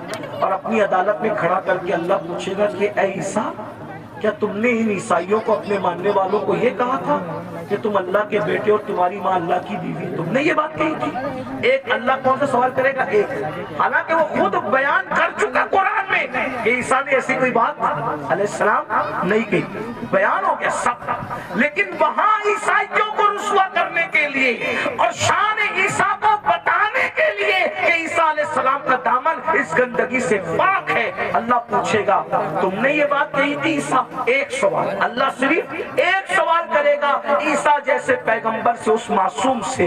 तो मेरे आका की हदीस है, इसी एक सवाल पर ईसा अल्लाह से इतना डर जाएंगे कि उनके हर बाल से खून की फुहार निकले, हर बाल से खून की फुहार ने। अल्लाह ने मुझसे सवाल कर दिया, मैं जवाब क्या दूं? अब बताएं, जब मासूम से अल्लाह सवाल करे तो उनके बाल से खून की फुहार निकलेगी। पूरी जिंदगी हमने नमाज नहीं पढ़ी, अल्लाह पूछेगा तूने नमाज क्यों नहीं पढ़ी थी? क्या जवाब हो? क्या जवाब? रात के 3-3 बजे तक गंदी फिल्में देखते थे, क्या जवाब होगा? दोस्ती लड़कों से इसलिए करते थे कि उनके साथ बदकारी करें, कौमे लूत का अमल करें। आका फरमाते हैं, जे कौमे लूत का अमल करने वाले लोग जिस बस्ती में रहते हैं, बस्ती वालों को मालूम है, मना नहीं करते, अल्लाह उस बस्ती पर एक दिन में 36 मरतबा लानत नाज़िल करता है। कौमे लूत का अमल करने वाला कहीं भी मरेगा, वो अपनी कब्र में नहीं रह सकता, फरिश्ते उसको उठा के ले जाके वहां फेंक देते जहां कौमे लूत पे अजाब आया था। भाइयों, अपनी आखिरत ये दुनिया है। एक खालिद ने इसीलिए कहा था, डुबाया मुझको होने ने, न मैं होता तो क्या होता। सारा तो होने का झगड़ा है, इसलिए अब दुनिया में आ गए हो, सुधरो, तौबा करो, अल्लाह से डरो, अल्लाह के कानून के मुताबिक जिंदगी गुजारो। अल्लाह हम सबको तौफीक अता फरमाए। और आप सबको ये बात देखो, किसी भी जलसे में जाओ, चाहे मैं आऊँ, चाहे कोई भी आलिम आए, कोई पीर आए, ये जो आप लोगों के अंदर ये आदत पड़ गई ना सेल्फी की, ऐसे धक्का दे करके कहते हो करो, अदब कहाँ गया? मेरा अदब मत करो, मैं तो कोई काबिल ही नहीं, मेरी अपनी बात नहीं कर रहा, लेकिन जो अल्लाह वालों को ऐसे कोनी मार करके ऐसे सेल्फी ले रहे हो, इस सेल्फी से क्या होगा? पहले के लोग, इन बूढ़ों से पूछो, अल्लाह वालों से मिलते थे तो दुआ कराते थे, दुआ करा। क्यों? हजारों साल की मेहनत जहां नहीं पहुंचाती, वहां अल्लाह वालों की दुआ पहुंचाती। और आप लोग दुआ नहीं लेते, ये शैतान का दाव है आप लोगों पे कि दुआ से रोकने के लिए तुमको सेल्फी में मुब्तला करते हैं। और आप लोग सेल्फी, मोबाइल हर जगह मोबाइल, हर जगह मोबाइल, सेल्फी ले। क्या करोगे सेल्फी लेके, क्या फायदा है सेल्फी लेने? मैं अभी हराम और नाजायज की बहस में नहीं पढ़ रहा हूँ, लेकिन इतना कहता हूँ फायदा क्या, बताइए क्या कर रहे हो? अल्लाह वालों का अदब करो, अदब सीखो, इनकी अदब की नजर पड़ेगी। वो एक गुलाम था जिसका नाम शमसुद्दीन था, शमसुद्दीन नाम का एक गुलाम था, लड़का था, बगदाद में गुलामी करता था बादशाह की। बादशाह ने कहा कि जा और जा करके थोड़ा काम कर। तो उसने बादशाह से कहा आपका अरबी घोड़ा मुझे दे दो तो मैं काम जल्दी से निपटा के आ जाऊँ। तो जैसे ही अरबी घोड़े पे चला तो देखा एक चबूतरे पे, ओटे पे 3 वली बैठे। एक वली का नाम है हमारे मुर्शिद शेखुश शयूख शेख शहाबुद्दीन उमर सोहरवर्दी। एक वली है शेख नजमुद्दीन कुबरा। एक वली है हमारे मुर्शिद कुतुबुल अक़ताब सैयदी कुतुबुद्दीन बख्तियार काकी। तीनों बैठे। वो लड़का था शमसुद्दीन नाम का। देखा वली लोग नीचे बैठे, मैं ऊपर घोड़े पे, फौरन नीचे उतर गया, जूते हाथ में लिया। जितनी देर तक वो वली लोग नजर आए, घोड़े पे नहीं बैठा, उनके अदब में झुक के सलाम किया, आगे बढ़ा। सरकार कुतुबुद्दीन बख्तियार काकी की जबान से दुआ निकल गई, वो देखो दिल्ली का बादशाह जा रहा है। वो देखो दिल्ली का बादशाह जा रहा है। किसी ने लुकमा दिया, हजरत वो दिल्ली का बादशाह नहीं, वो मैं पहचानता, वो लड़का है शमसुद्दीन बादशाह का गुलाम है। कहा जो हमारा अदब करे और वो हमारी जबान से निकल जाए दुआ, फिर अल्लाह उसको रद्द करे, ऐसा नहीं होता। हमने कह दिया दिल्ली का बादशाह, तो जब तक ये मरेगा नहीं तब तक दिल्ली का बादशाह बनेगा नहीं है। उस वक्त तक मौत नहीं आएगी जब तक दिल्ली का। और दुनिया ने देखा ख्वाजा कुतुब की जबान से दुआ निकली, अल्लाह ने कैसे पूरी किया। वो गुलाम से आजाद हुआ और दिल्ली का बादशाह बना। उसी बादशाह को दुनिया सैयदी शमसुद्दीन अल्तमश के नाम से जानती है। दुआ लो, दुआ लो। ये जो हंगामा का माहौल रहता है, इधर धक्का दे उधर धक्का दे, ऐसा मत करो। हमें कोई बुरा नहीं लगता, हम आपस में डिस्कस करते हैं, तुम लोग जो करते हो मोहब्बत में करते हो। लेकिन हमारी मोहब्बत में आप मजमे को धक्का देते हो। जहाँ 40 मोमिन जमा होते हैं, उसमें एक अल्लाह का वली होता है। मुझ गुनहगार से मिलने के लिए आप किसी वली को धक्का दे दोगे तो अल्लाह तुमसे भी नाराज हो जाएगा और मुझसे भी नाराज हो सकता है। इसलिए भाई अगर हजर अस्वद चूमने की बात हो तो धक्का दे के हजर अस्वद नहीं चूम सकते, तो धक्का दे के किसी से मुसाफा कैसे कर सकते हैं? ये सब आपको सीखना होगा। डिसिप्लिन। कल रात भी ऐसा हुआ और होता ही रहता है। ऐसा लगता है जैसे झगड़ा हो रहा है, ऐसा लगता है जैसे झगड़ा हो रहा है। अब ये क्लिपें चलेगी, आप तो मोहब्बत में मिलने तड़प रहे हो, लेकिन अगर कोई हुकूमत को ये पहुंचा दे कि देखो ये जलसों में लोग झगड़ा करते हैं, तो क्या ये क्लिपें आपके जलसों के बंद करने का सबब नहीं बन सकती है? बोलेंगे तुम लोग तो झगड़ा, आप झगड़ा नहीं कर रहे हो, लेकिन भाई जब वो मुखालिफिन को तो बहाना चाहिए ना कुछ भी काम हुकूमत से करवाने का। तो आप यही महफिल नहीं जिसमें मैं हूं, वही नहीं, कोई महफिल हो, आप डिसिप्लिन का मुशायरा करें। आपको देखकर ऐसा लगे यार ये लोग इतने डिसिप्लिन वाले हैं, तो इनके आका और के जो सहाबा होंगे उनके पास कैसा डिसिप्लिन होगा, वलियों के पास। अभी सैयद सलीम मियां साहब मुझे कह रहे थे नाश्ते पर कि यार दुबई में कैसी महफिल थी, सब सन्नाटे में सुन रहे थे। तो मैंने कहा भाई आपको सीखना होगा। देखो अपने को आज तक जो हुआ मामलात मेंटेन करने होंगे, माहौल बनाना होगा। और मैं आप मुंतजिमिन से कहता हूँ स्टेज पे सिर्फ उलमा को बिठाया करो। ये जो स्टेज का मियार आपने खराब किया ना मुंतजिमिन ने, फुना सेठ भी बैठ रहा है, फुना सेठ लोगों को कुर्सी तो नीचे, समझे? हर जगह सेठों के बिठाने के लिए होती है, जिसका जो हमारे दादा मुर्शिद हुजूर मुफ्ती आजमीन के दौर में कभी कोई दाढ़ी मुंडा कोई सेठ स्टेज पे बैठ नहीं सकता, स्टेज पे सिर्फ उलमा बैठते। एक शायर साहब दाढ़ी मुंडे स्टेज पे आ गए, सरकार मुफ्ती आजम ने उनको कहा जब तुम रसूलुल्लाह की शरीयत का एहतराम नहीं कर सकते तो तुम्हें मिंबर रसूल पे बिठाया नहीं जा सकता। यानी वो लोग अच्छा बुरे का कोई वो कि किसी को अच्छा लगे तो लगे, जिसको बुरा लगे तो शरीयत एक नंबर पर है, अल्लाह की रजा नंबर पर है। वो ऐसे लोग थे। लेकिन आज हम लोग क्या है, कोई चंदा दे रहा है ज्यादा तो हमने दिन का कानून तोड़ दिया उसके लिए। ये सब अच्छी बात है, नहीं करो ये सब, इससे नुकसान होगा। फिर कोई भी स्टेज पे चढ़ के आता है, ये स्टेज की बात नहीं कर रहा हूँ मैं, जनरल बात कर रहा हूँ। आप इनसे बदजन मत होना, जलसे वालों से, जनरल बात कर रहा हूँ। तो ये सब मत करो। जिसका जहाँ मकाम है, उलमा जहाँ बैठते हैं उलमा बैठे, सेठ लोग मुखैर लोग जहाँ बैठते हैं उनको कुर्सी दे के बिठा दो, सियासी लीडर आना है उनको कुर्सी दे के बिठा दो, सबको इज्जत दो। मैं ये नहीं कह रहा हूँ किसी को जलील करो, सब हुजूर का जो उम्मती है वो इज्जत के काबिल है। लेकिन जो कुर्सी में बैठे उसको कुर्सी दे दो, अच्छे से बिठा दो। स्टेज पे सिर्फ उलमा रहे, मुतशर्रा रहे। और जो मेरे स्टेज पे बैठे हुए लोग हैं उनसे भी कहता हूँ, आप लोग भी फोटो वोटो न खींचे। देखो हमारे बुजुर्गों ने फरमाया कि अगर आलिम दीन अगर जो वो सुन्नत तक करेगा तो पब्लिक फर्ज पढ़ना छोड़ देगी, समझे। आलिम अगर चलते चलते रास्ते से टोपी उतारेगा तो पब्लिक, हाँ वो नहीं कहना चाहता था, सही कहा जी, सही कहा, यही कहा हुजूर मुफ्ती आजम ने, यही कहा। लेकिन कुछ चीजें माइक पे कहने की नहीं होती। आप अल्लाह आपको जज़ाए खैर दे, मेरा काम आसान कर दिया।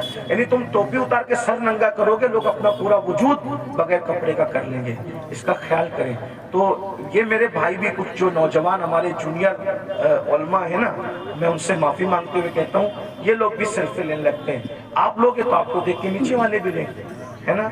तो मैं आपको ये नहीं कह रहा हूँ कि मैं कोई फतवा देने आया, कोई साहिब फतवा आदमी नहीं, लेकिन कम से कम महफिल के तकद्दुस का ख्याल करो। और हम जो करेंगे हमारी कौम भी वो करेगी। अब मैं देखना चाहता हूँ कि आज से इस महफिल में कितना बदलाव आता है। अगर बदलाव आया तो समझ लूंगा कि मुझे दोबारा आना चाहिए इस तरफ, और अगर नहीं बदलाव आया तो समझ लूंगा कि गला सुखा कर कोई फायदा नहीं है ना। तो अभी हमें समझ में आ जाएगा। अब आगे का प्रोग्राम आप सुने, क्या प्रोग्राम है आगे? अच्छा ये सलीम। अस्सलाम वालेकुम व रहमतुल्लाहि व बरकातहू। अल्लाह तबारक व तआला